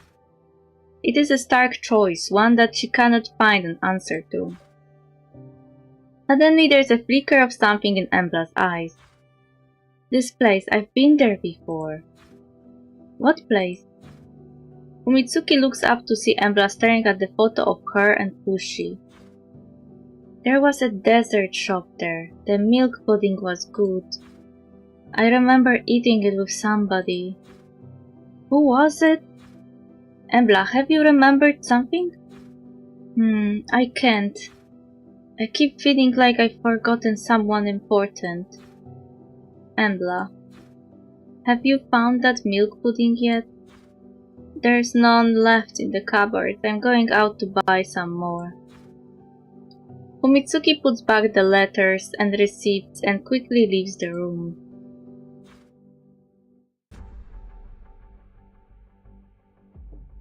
Fushi, how is the research coming along? The first batch of medicine is complete. I was just about to find you so we could head to the treatment facility. Wait, are you sure there's nothing wrong with it? What's wrong? I thought you said the survivors needed urgent treatment. Ren Xian has been bankrolling your research all along, hasn't he? You promised to help treat the survivors, but all you really wanted was to make them your test subjects. What does it matter? If it means I can save Embla, I don't care who I work with or what I have to sacrifice. What about Embla? If you really did manage to bring her back, how do you think she would feel about everything you're doing right now? Meaningless conjecture is not my concern. Scientific experiments are built upon sacrifice. Someone has to be willing to take the risk. You asked for my help. Did you have any idea what that might entail? I can't stand by and watch you use them for your experiments. So what? Have you come to play the crusading journalist and expose me for who I am? You think I don't know who sent you or helped you fabricate the data that Dr. Yuki left behind? Don't talk to me about justice. Everything you have done has been in service of your own vanity. Fumitsuki's voice trembles in the face of Fushi's interrogation. Your change of heart means nothing to me. I can always find new test subjects.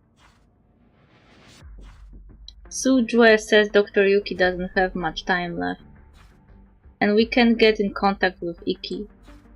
Your Esper suppressant might be Yuki's only hope. All the more reason for you to take a chance. Faced with the cold gleam in Fushi's eyes, Fumitsuki clenches her fists, then finally makes her decision. No, there's another way. I'll be your test subject. Huh? Do you realize what you're saying? I do. If you don't care who you experiment on, then do it on me. All my reporting the darkness I've exposed, all this time I've been letting other people lead me around. This time I'm going to help them my own way. Are you sure you have thought this through? Once the experiment starts, I can't stop it. I'm sure. Seeing the determination in Fumitsuki's eyes, Fushi has nothing more to say. Is she going to lose her powers?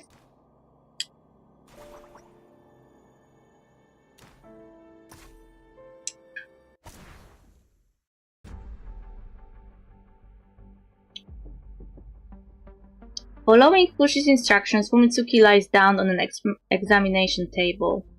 Its cold surface sends shivers down her spine. Fushi removes two different colored substances from the cold storage unit. Why are there two drugs? Esper's sync rates are relatively stable, so in order to ensure the efficacy of the experiment, I will have to inject you with Esper serum. It will artificially raise your sync rate within a short period of time. Then I will inject you with reversal serum and see whether your sync rate decreases. If the experiment fails, you will go berserk and become a monster. There's still time to change your mind. No, this is one thing I won't back out of. I'm ready, let's do this. Fushi injects Fumitsuki with the Esper serum and focuses intently on the numbers on the screen. Within a few minutes, her sync rate is climbing towards 40%. Fumitsuki, how are you feeling?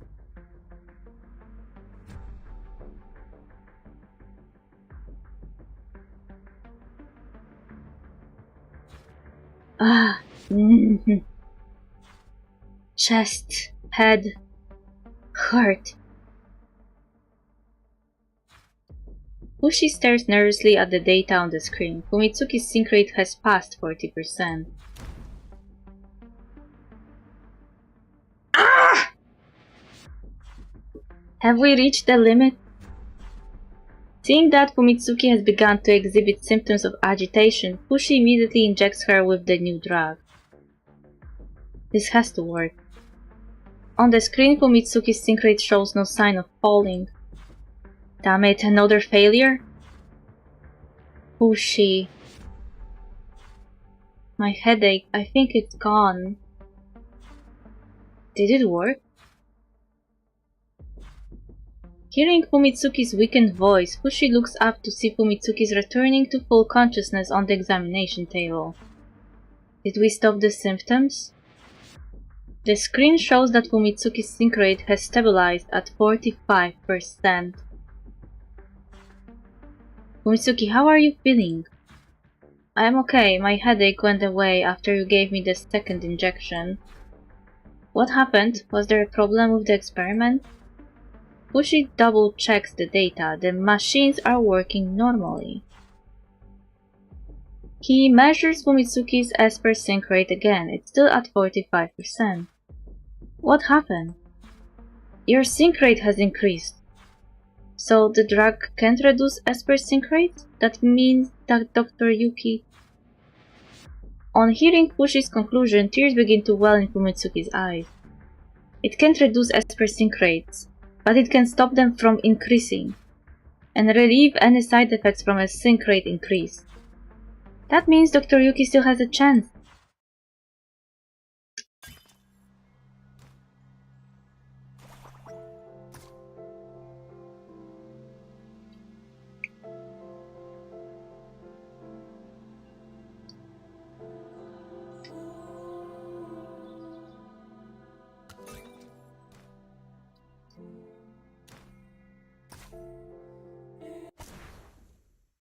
A gleam of hope.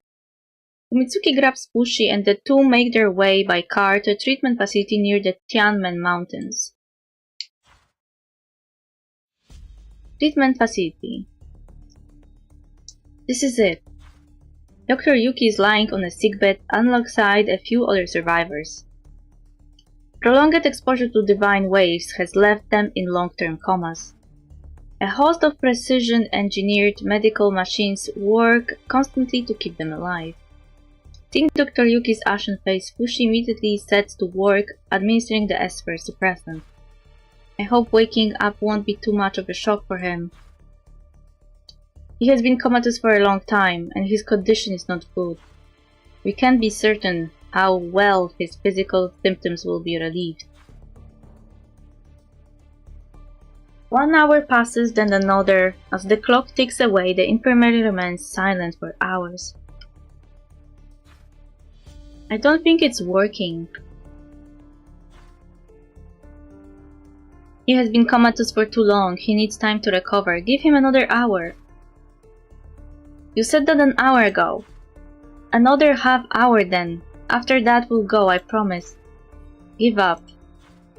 Fushi stands up and gets ready to leave, but Fumitsuki grabs hold of him. Wait, Dr. Yuki's hand just moved. You're kidding. Fushi looks to where Fumitsuki was pointing. Sure enough, Yuki's finger is twitching slightly. Where am I? He's awake! Who are you? Dr. Yuki is still extremely weak. Fumitsuki rushes to his side to help him sit up. My name is Fumitsuki, I'm a journalist. This is Fushi, we are friends of Iki. Friends of Iki. Iki. My son? Don't worry, he's fine. He's the one who sent us to this treatment facility. Good. How long was I gone? Since the garrison attack, 5 years ago. Since then, Iki has been looking everywhere for someone who could help you, and I've been working to uncover the truth behind the incident. So the guards, what caused their symptoms? Contact with Miramon, Esper weapons? It was a result of long-term exposure to divine waves coming from the Chaos Miracle. Divine waves? Seeing Yuki's confusion, Fushi gives him a brief explanation of the link between divine waves and Esper sync rate. I see, so it was the miracle after all. If I had realized that something was wrong sooner and found proof for my theory, maybe they wouldn't have. Dr. Yuki, it's not too late. Fushi has created a drug that can relieve their symptoms. We can handle it. There's only one step remaining, exposing Ren Xian as the mastermind behind all of this. Would you be willing to help us uncover the truth? Of course, you saved me. All I ever wanted was to bring the truth to light. Really, Fushi is the one who saved you. He created the Esper suppressant that allowed us to wake you from your coma. Thank you, Fushi. I'm sure Iki has caused you no end of trouble all these years. Oh no, you don't have to thank me. Perhaps it has been too long since Fushi heard a word of thanks from anyone. Yuki's effusive gratitude seems to make him uneasy. But there is a feeling of warmth in his heart he hasn't felt in quite some time. For the first time in years, he is experiencing the satisfaction that comes from helping others. The last time he felt like this was when he offered to become an Esper so he could fight by Embla's side. Perhaps that day might still come. With further research, I might be able to create a drug that really can reduce Esper's sync rate. And if I did, What about Embla? If you really did manage to bring her back, how do you think she would feel about everything you're doing right now? What would she think? Fushi, what are you muttering about? We should get going, Fumitsuki. He is only just woken up. He will need time to rest and recover. Fumitsuki nods and follows Fushi out of the treatment facility.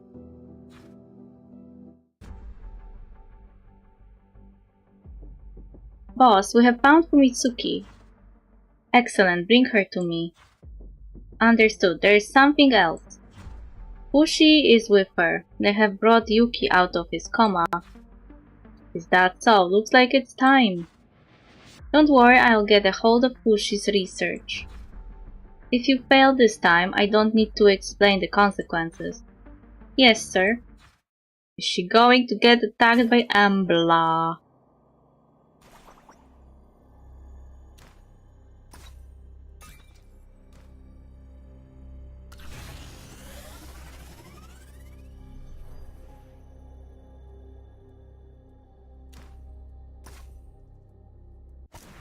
Springing the trap. This is great. Once we have the survivor's testimony, we will be able to expose Renshan and let everyone know the truth. With your Esper suppressant, we will be able to deal with increases in Esper sync rates and avoid mass panic. And if you keep up your research, I'm sure you will find a way to reverse transformation and bring Embla back. Well, why the long face? I thought you would be happy about it. I'm just tired. That's no surprise, you have barely slept a wink in 2 weeks. Fushi, there's something on my mind. What's wrong? If you knew the research data I gave you was false, then why did you agree to help me? Maybe you should answer me first. Who is there? A woman emerges from the shadows and fixes Fushi with a mocking glare. We haven't heard from you in days, Fushi. Mind updating me on your research? You, how did you get in here? Now, we gave you the data and the materials for your experiment. It's not fair to keep the results all to yourself.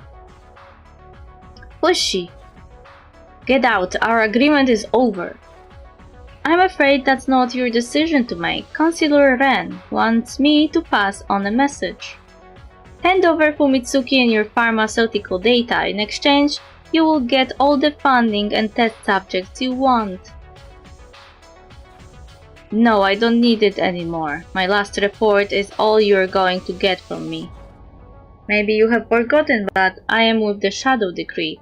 If you know what's good for you, you will see yourself out. I don't care who you're with.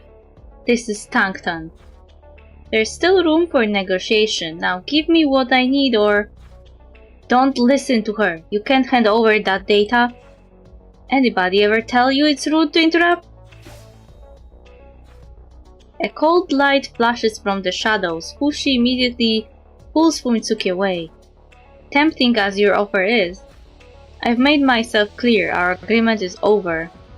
I asked you nicely. I don't recommend making me ask twice.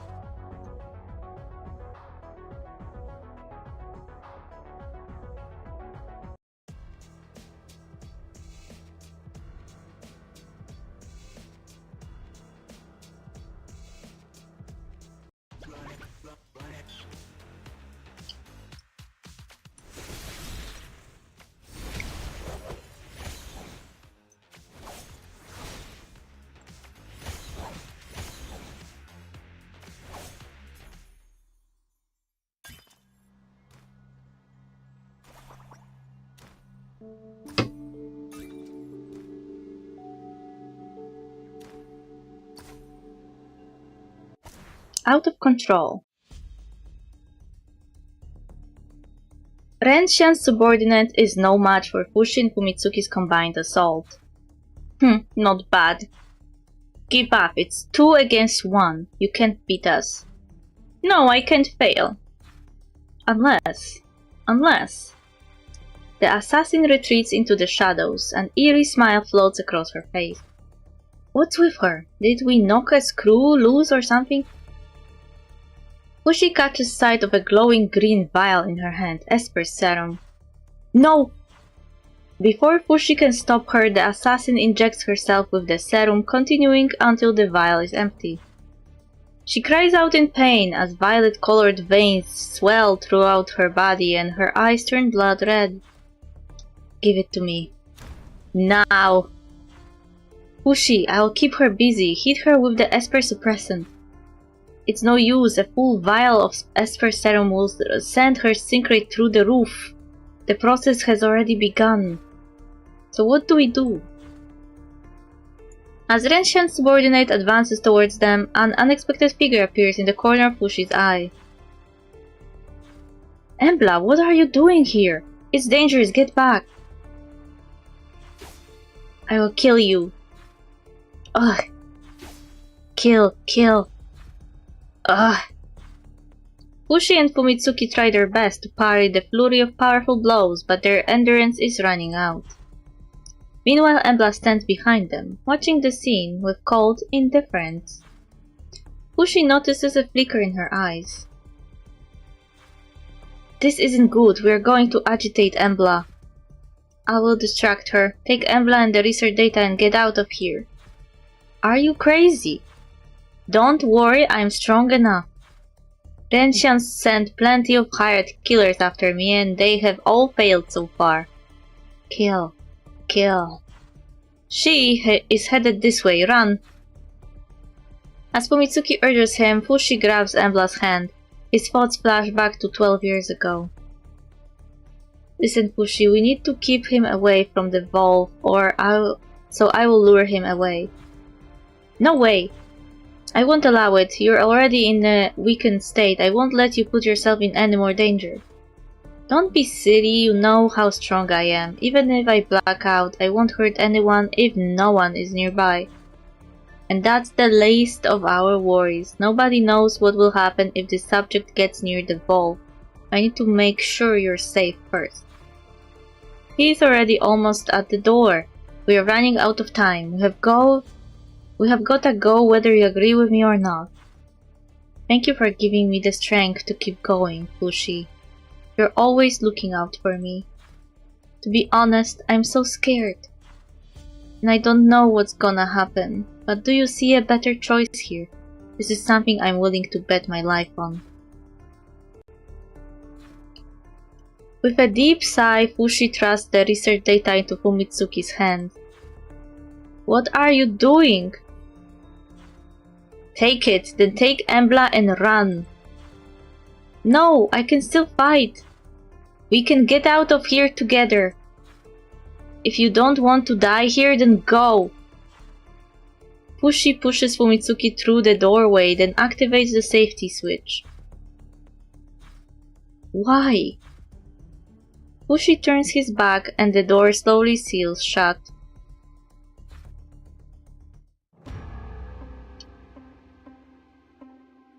No. Fushi, open the door! Fushi! There is no response through the cheek metal. Fumitsuki looks at Embla. There is not even a flicker in her eye. Embla, please, can you help me open this door? Fushi is in danger. We need to save him. Please, you have got to do something. He is all you have left.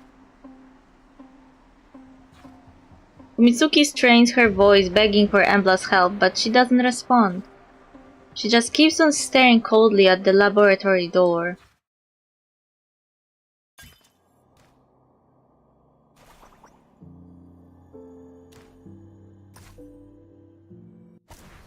Endgame. The assassin, now completely out of control, has backed Fushi into a corner. Exhausted, he leans against the wall, watching helplessly as she draws closer and closer. Kill you, I will kill you. I guess this is it, at least Embla and Fumitsuki. Fushi turns to look at the tightly sealed security door. No sound comes from outside. Never thought it would end this way. Maybe it's what I deserve. At least Embla won't see me like this. Suits me just fine. Hey, beautiful girl, keep moving forward and through. Hey, the moon wants to be friends with you. Fushi hums the song he once taught her to help her find her courage, and he closes his eyes. Suddenly he hears a familiar voice singing.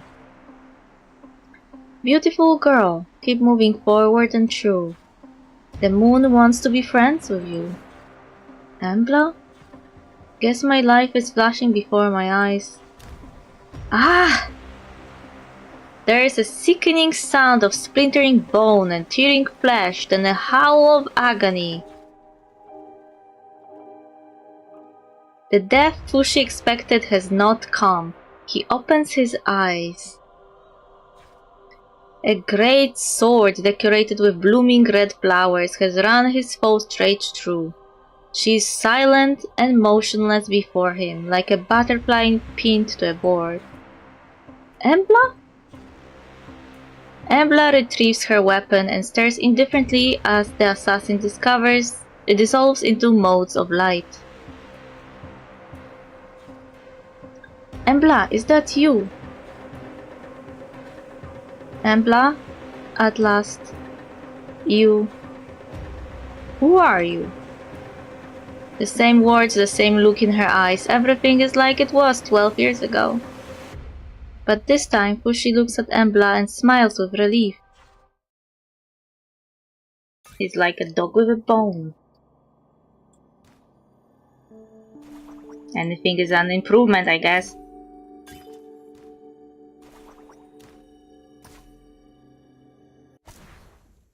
Keep moving forward. Oh, this guy. I need to get this guy to be able to see his event.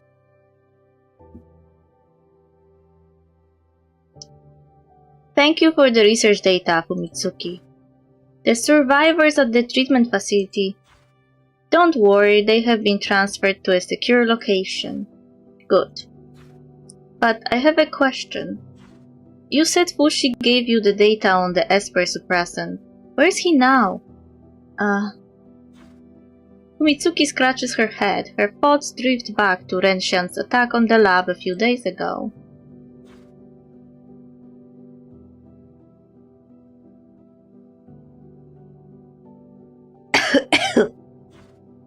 There's a hole where the laboratory door once was. Fushi and Embla emerge slowly from a plume of smoke. Fushi, Embla, you're okay! Oh right, your research data. Fumitsuki hands the data over to Fushi, but he refuses to take it. Keep it. Fushi, I will keep it safe and I will make sure it gets into the right hand. Thank you. Don't thank me. It was time for me to move on. I've been clinging to the idea of bringing Embla back from the past. So much that I lost sight of who I was, the man she fell in love with. No matter how she has changed, I still love her, and that's enough. Fushi and Embla walk out of the lab into the setting sun, never looking back once. Fumitsuki gazes at them as they leave, wishing them every happiness. She watches as a scarlet butterfly lands on Fushi's shoulder. Maybe she hasn't forgotten you after all.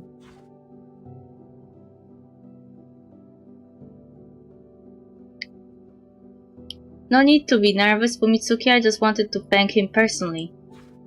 Without the data he gave us, we wouldn't be able to treat Tankton residents who have been exposed to divine waves. To be honest, I have no idea where he is. Really, that's a shame. But I think we'll meet again someday.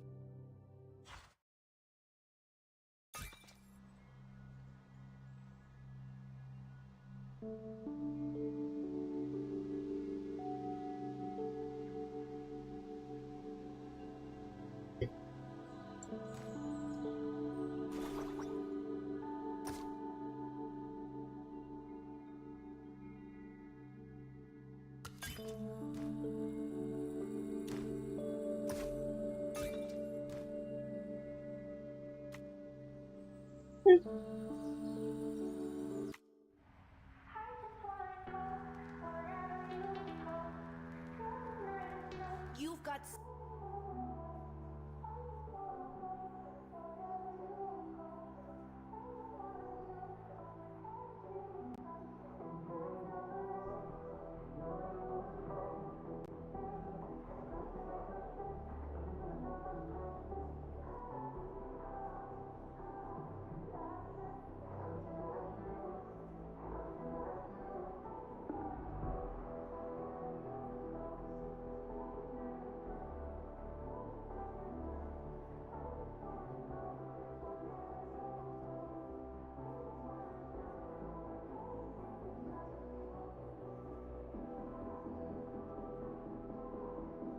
I guess we have 1 hour left. I still could do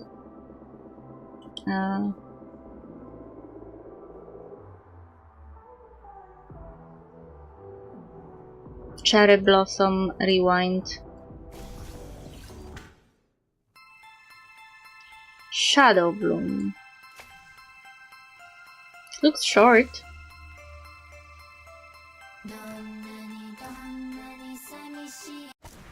Mansion Case.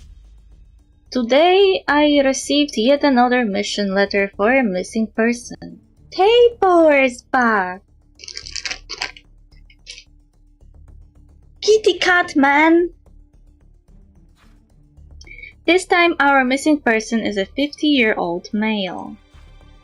2 days ago he went missing at the manor's ruins on the outskirts of the Greywater Plain. He is not the first victim, since last month multiple people have gone missing around the Greywater Plains. This reminds me of the unsolved case from 2024. People were going missing one after another near the manor. Everyone in the plains was panicking, and there was even a rumor that this manor ate people. The story just after that is the story with Blazing Nights. So it's not related to who I fought. But before the marshals could uncover the truth, the manor was razed by a devastating fire, leaving only ruins. Since then, the cases became a mystery and an urban legend. Now, 2 years later, people have gone missing again near the manor. Those cases from years ago may not be over after all. We decided to go to the manor and investigate. Tabor, are we at the right place? Army, my beloved. Isn't the final witness location a burnout manor according to the investigation report? The map says we are at the right place. This is the manor we are looking for. But there is no trace of any fire here. How could the manor have been fully restored overnight? I am afraid only the manor's owner can answer this question. Greywater Plains. Hello, is anybody there?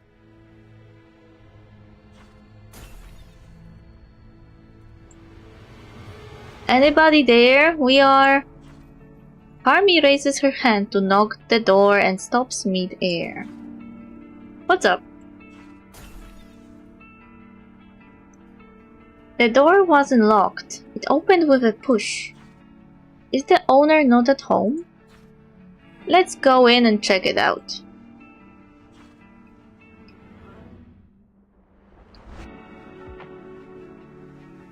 This manor is so well maintained. It looks like an old building from the outside, but I didn't expect it to be so clean inside. It feels a bit strange. What are you doing in my home? Oh.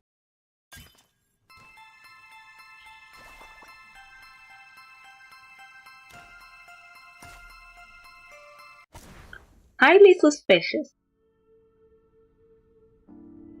Apologies, please allow us to introduce ourselves. My name is Tabor. I'm from Larkspur Detective Agency. This is my assistant Parmi. Detective, what are you doing here? I'm sorry, how may I address you? I'm Sakura. Sakura, the girl who lives in the estate with her mother.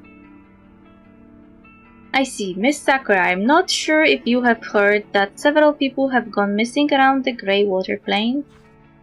I've been hired to investigate the missing person cases. I'm afraid you have found the wrong person. I never heard of any missing persons. I understand, but there have been multiple victims, so we are worried that the culprit may be hiding somewhere around here.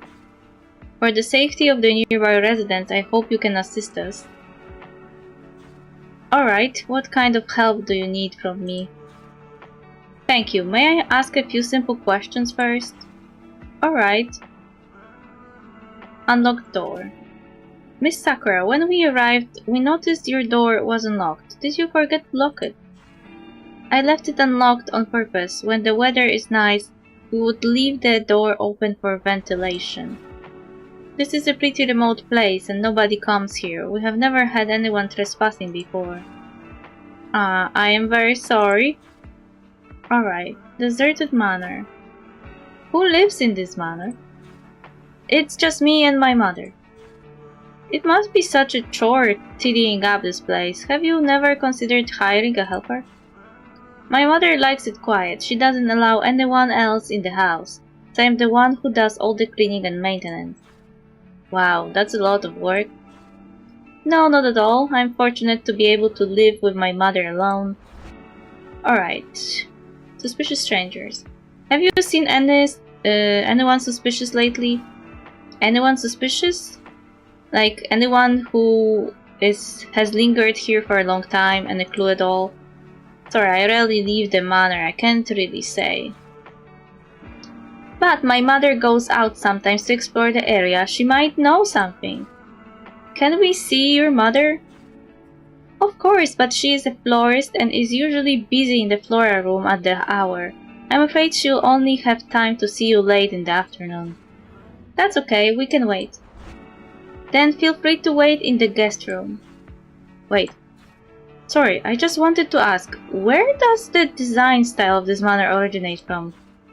Initially I thought it looked like Tangton architecture, but after entering the house the details seem a little bit different. Do you know a thing or two about architecture? To be frank, I am an amateur architecture buff. You're right, the architecture of this building is fusionist. It is mostly based on Tangton architecture, blended with some gyro design elements. I've heard a great deal about the fusionist style, and after seeing it with my own eyes today, it looks a lot more special than I had imagined.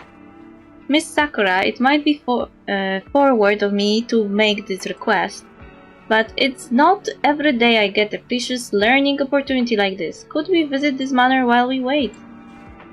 Seeing Tabor's pleading eyes, Sakura smiled. Sure, be my guest. Thank you very much. After seeing Sakura disappear at the turn of a corner, Tabor frowns again. As Parmy looks on with a confused gaze, he walks along the corridor, opening the doors of nearby rooms one by one. That's weird. Did you discover something? Sakura said just now that her mother doesn't like seeing people. She doesn't even want to hire helpers and lets her daughter take care of all the chores. But here she has so many guest rooms, each so clean and tidy. It's like they are ready for guests at a time. Indeed, and all these rooms are decorated the same way. Hang on, this one is a bit different. It seems to have a strange floral scent, but I can't put a finger on what flower it is. Let's go in and take a look. Manor in the outskirts.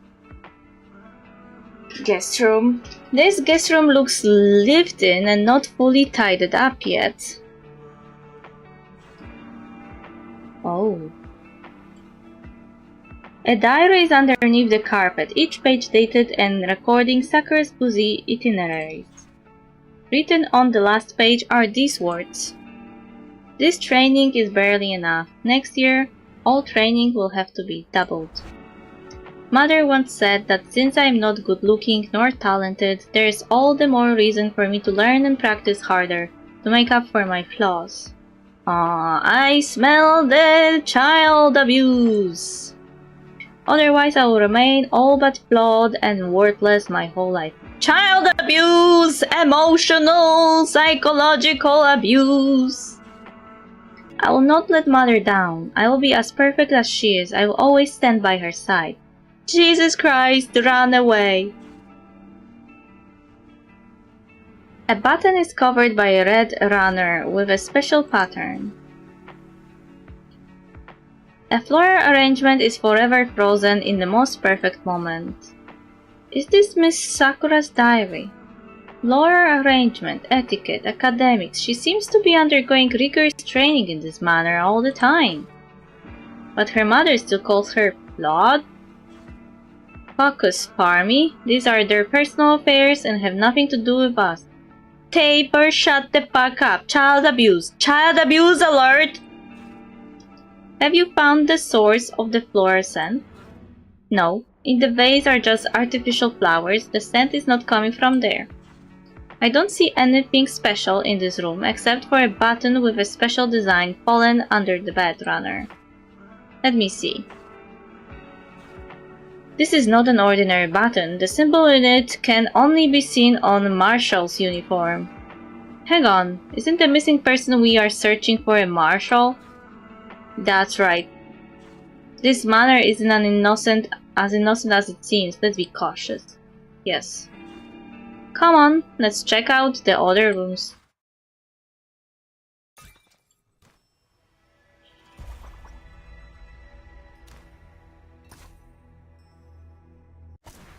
Deceiving beauty. The decoration of this room is distinctly different from the guest rooms. The room is bright and tidy, with everything neatly arranged. The diary pages are organized, but the handwriting on them are messy. Written over and over again and densely on the pages are the same sentence: "Why can't I become perfect?" After dozens of pages, those words stop abruptly. Mother, I found it. A photograph of Sakura and her mother. The two of them are leaning close to each other, beaming and looking beautiful. Youthful, not beautiful. Youthful, whatever. Outside the window are clusters of pine trees, with mountains unfolding endlessly in the distance. What are you doing in my mother's room? Sakura puts down the tray in her hands and stares at them angrily. Sorry, Miss Sakura, this room is just too gorgeous. I couldn't help but come in and take a look. It's not just the design of the manor, even the furniture choices show the beauty of fusion. How impressive. You really like this design. Wooden structures of the Tangten tradition paired with modified fusionist furniture. That's perfect, just perfect. As the two wait with bated breath, Sakura gradually eases her expression and smiles again. I'm so glad you like my design. Oh, so this manor was designed by you? It's only by doing it yourself that you can make sure every detail is as you like it. As though roused by their interest, Sakura walks toward the window spiritedly and starts sharing her design ideas with the two. This window is my favorite design. It overlooks the most beautiful scenery of the manor. Mother loves the scenery from this window. She often has me sit with her at the table learning to arrange flowers with the sakura out there.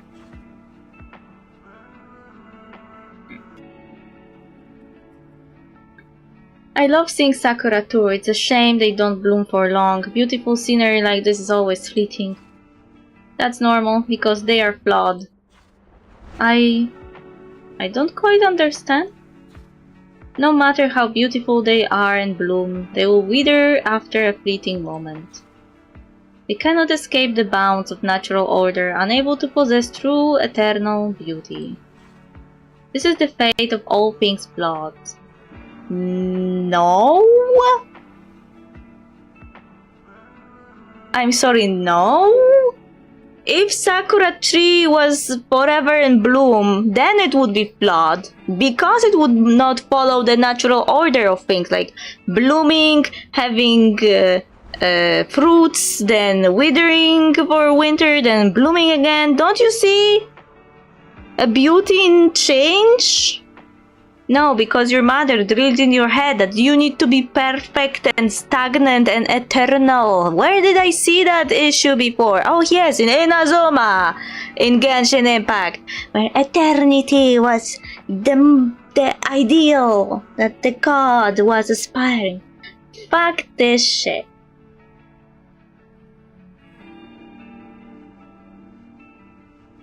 Embrace the beauty of change. Miss Parmy, why the expression? Are you lamenting them? Don't you worry, as a florist, I will definitely help remove their flaws and turn them into a work of perfection. A work of perfection, can we see? You will, as my mother is using the floral room now. Before that, please take a break and have some tea. This is a new autumn tea from Tangton. It's fragrant and refreshing with a lingering sweetness. I hope you like it. Thank you very much. I will excuse myself for now. Sakura puts down 2 cups of hot tea, nods at the 2 of them with a smile, then turns around and leaves. Looking at Sakura's figure as she leaves, the 2 look somber. Well, she is very sus too! Favor, there's something off about Sakura. The blooming and withering of flowers are just the order of nature, yet she sees it as a flaw to be removed. That photo of them together also looks awfully weird. Sakura is apparently an adult, so how can her mother look so young? Besides, something also captured my attention from her descriptions. Let's comb through this room again. Opens the closet in which hangs a men's shirt with 1 button missing. Tabor, look at this shirt. Its button design is the same as the one fallen off in the guest room. Outside the window are clusters of pine trees with mountains unfolding endlessly in the distance. She said she often admires Sakura with her mother here, but no Sakura trees can be seen from this window. Yeah, I didn't pay attention before that there were pine trees. Check this out. This is...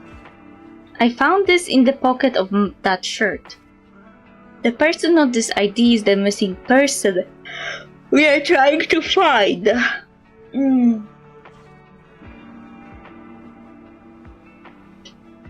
So the missing person has been to this manor. Excuse me. Sakura turns up silently behind them, startling Parmy into taking a step back. Sorry to keep you waiting. Mother has finished the piece. You can go to the floral room now. Will they come back? Oh, Sakura tree. Sakura, but it's mid-autumn now. How is it possible? Is it really impossible?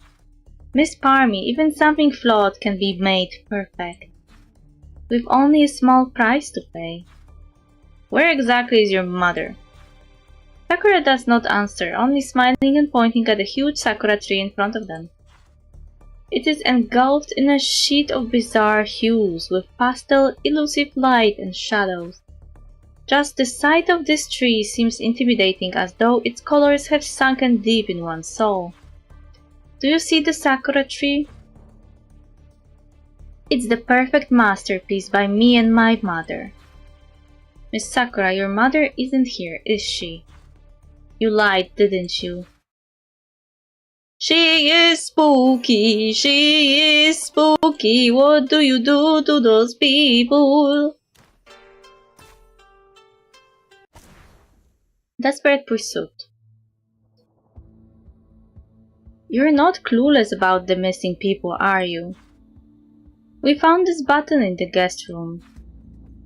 Is that your evidence, Mr. Detective? A button with a special pattern. It's not just a special pattern. It's the button of a marshal's uniform. We also found where it came from. A marshal's uniform. It was in your mother's closet. Can you explain that? It's just a piece of clothing. What can it prove? A piece of clothing can't prove anything, of course. But how would you explain this ID found in its pocket? This man went missing 2 days ago. With everything we have found out so far, do you still want to insist on your ignorance about those missing people? Your mother's work is just a ploy for you to stall for time and lure us here, isn't it? Where are those missing people? What are you trying to do? Haha, you are a smart detective. But you're late. The person you're looking for is already fused with my perfect masterpiece. Following Sakura's gaze, Tabor sees the huge tree with speculation emerging in his mind. He is unable to think clearly and calmly. What do you mean? The life force of a human can nourish a sakura tree and make me perfect. You turned a living person into nourishment. So what? They were flawed and worthless. I showed them the path to perfection. In this tree they will exist with me forever. Of course, for that they must also pay a price. You're insane. I'm not insane, it's something I must do. Otherwise, how could the sakura here be in perpetual bloom against the order of nature? How could someone as mediocre and incapable as I become perfect? How could my mother and I live together happily forever? See, this is why you shouldn't aspire to be perfect. Also, this is why child abuse is wrong and evil. Not because you can raise a villain, but because you can break someone's mind like this. I'm not trying to say that being abusive to your child means that you will rise a supervillain. But you will definitely destroy someone's life and mind. Is your mother really here? You have spoken too many lies. I'm even doubting if your mother really exists after all. Of course she is here. She teaches me floral arrangement and we design a room together. Stop lying to yourself. There is no Sakura outside that window, and that so-called memory you described does not exist either, does it? What? Sakura, we saw your diary. Your mother thought you were flawed. No, I'm not. That wasn't me. No, that was me. I used to be flawed, that's true. My mother was disappointed in me. But it was okay, I could find a way to perfect myself.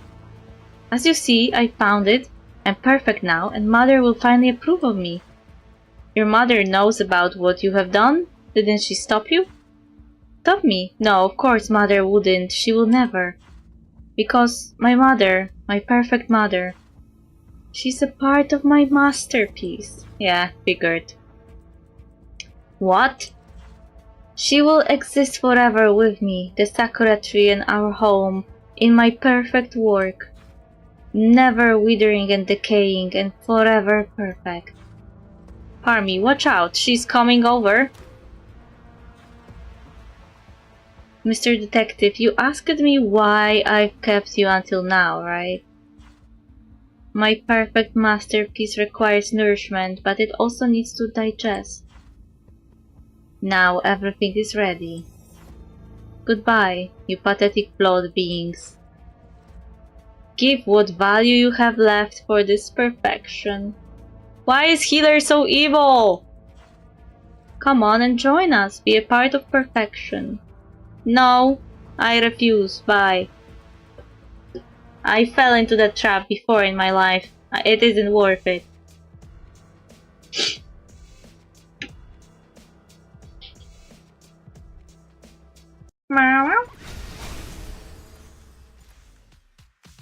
With everything accounted for and connections made, the culprit has to be you.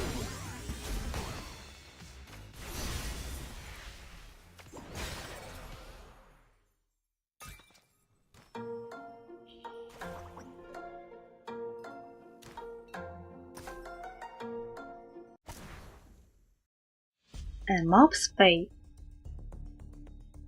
These vines are relentless. They are like phantoms. The moment you attack and break them apart, they recover instantly. Phantoms. Would the vines just be an illusion, and we're not attacking her in actual form at all? Hang on. I figured it out. Your real weakness is not these vines, and not even yourself. But this tree, right? Upon Tavor's attack, the tree starts to fall apart like a teetering tower of wood blocks with a key block removed. Initially, there was just a cracking sound from the trunk with an ordinary hole on it. Then black continues to spread throughout the trunk, starting with the canopy until each petal is burning. It soon reaches the roots. They shrink, weakly revealing several pale faces. They are the missing people. They have been buried under the tree. No. What have you done? Tavor, the tree is on fire. Rescue the people, quick. I will bring them out. You hold her off. Surprisingly, Sakura does not seem to want to stop Tavor. She runs straight to the sakura tree, fumbling on the scorching trunk and trying to impart divine power to the tree. The burnt trunk turns white momentarily but turns black again the next second. Why? Why is the divine power not working? Stop now! No, this cannot be. Mother, why? What have I done wrong? Sakura falls backwards and sits on the ground, devoid of strength. She doesn't even struggle when Parmi drags her away from the fire. Sakura, stop! There's still a chance for you to find true beauty and love. But if you're dead, all is gone. Come with us, go back to the real world. I don't need that kind of reality you speak of. Here the Sakura never dies, and I am forever flawless, with my mother always by my side. Her hand is monstrous. We will design the manor, arrange flowers, and talk to each other in the floral room. Sakura, come back, you... Parmi fails to hold Sakura back, watching her run into the fire before her own eye. It's only here that everything is real. This is the reality I choose. I am not living. Amid the fire blazing into the sky and beneath the shriveling roots, a figure appears. Her face is still ruddy with her eyes closed. She looks as though she's only fallen asleep. That's Sakura's mother. Mother, look at our manor, our Sakura. Mother, look at me. I'm truly perfect now. Ah, Mother, it feels so warm. I didn't know your embrace could be so warm. Did she just die?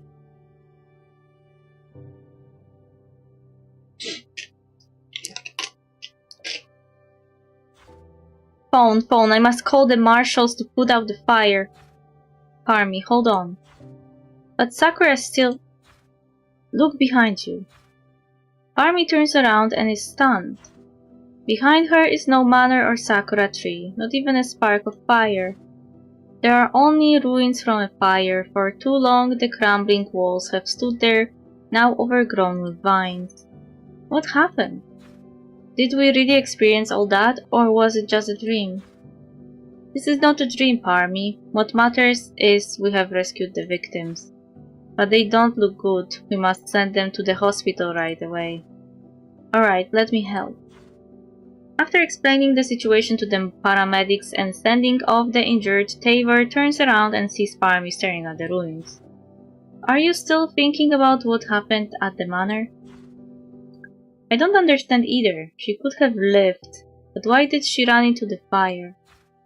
Even if it was guilt, she could have chosen a less painful way to die. Yes, it was a burning fire. Her mother was already gone, and she was dying. But like a moth to flame, she threw herself into the fire with a contented smile in the end. Perhaps she had descended into complete madness in the end. Is that so? On the contrary, I feel she was lucid all the time. It could have even been the most clarity she had had throughout those long languishing years.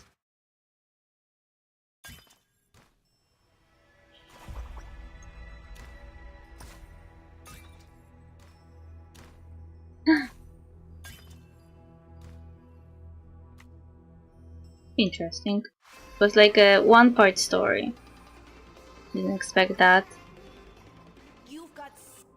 So it looks like the exposed story may be connected to the story with Fushi, and the farewell fireworks also may be connected, but is then the story of items of faith also connected, or like the one part story? Meow.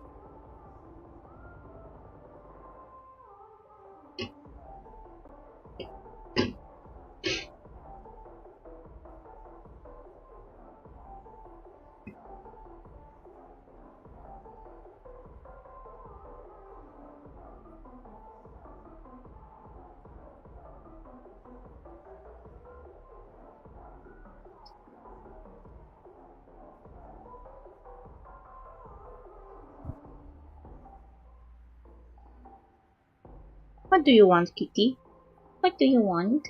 Why did you come here? Do you want to sit? Nya-nya? Nya-nya? Nya-nya? Nya-nya? Yeah? Yeah? Nya-nya?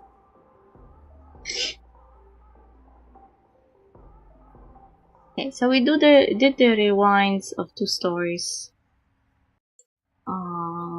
Still need to get character for this rewind, and this rewind.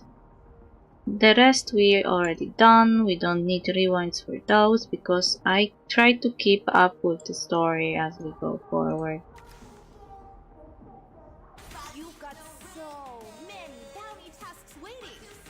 The first we can save. Shut the fuck up.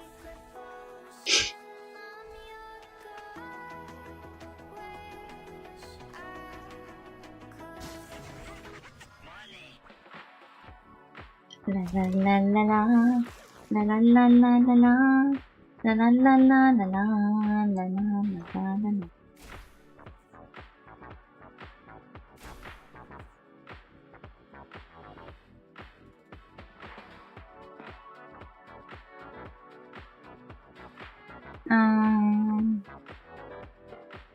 I wonder how many here I could push. Because I have a lot of wind parts and inferno parts. I don't know how many exactly is there in the parts. How many parts is one spin?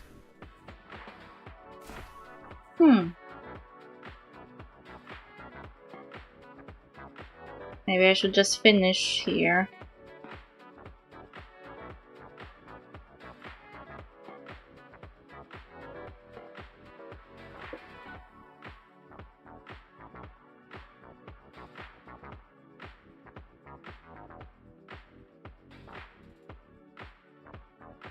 To get wish stones for the future.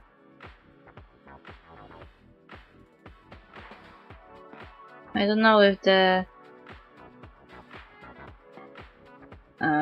PT resets with new updates.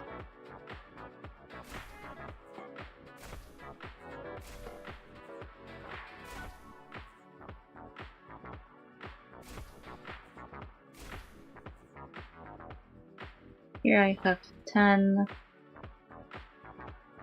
I think.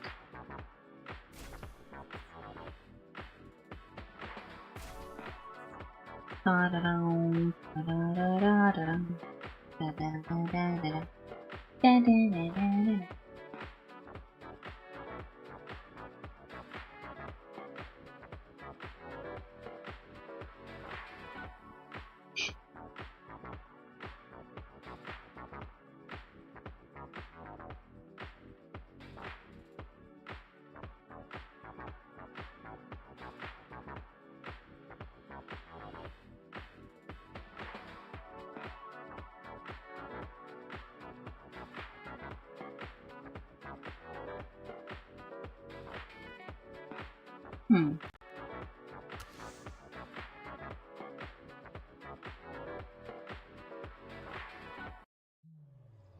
Dislyte X Hertz Radio. Dislyte X Hertz Radio.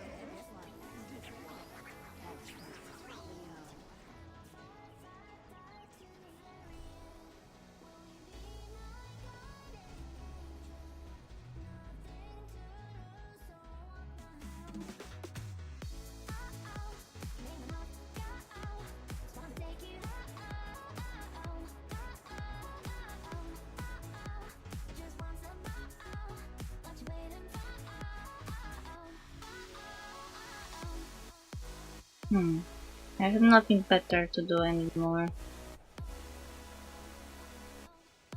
We finished everything we had, even did story rewinds.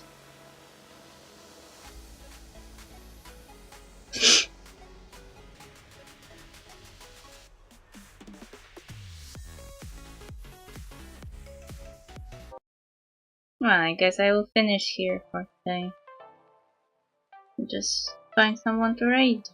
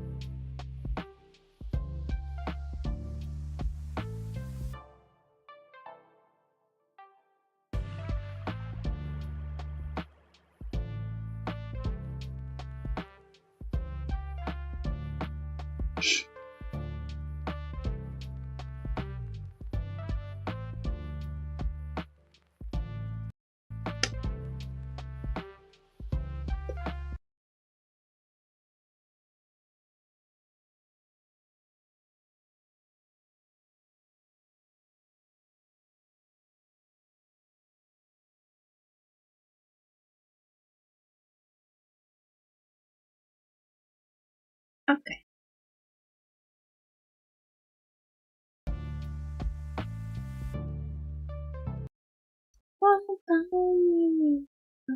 Okay.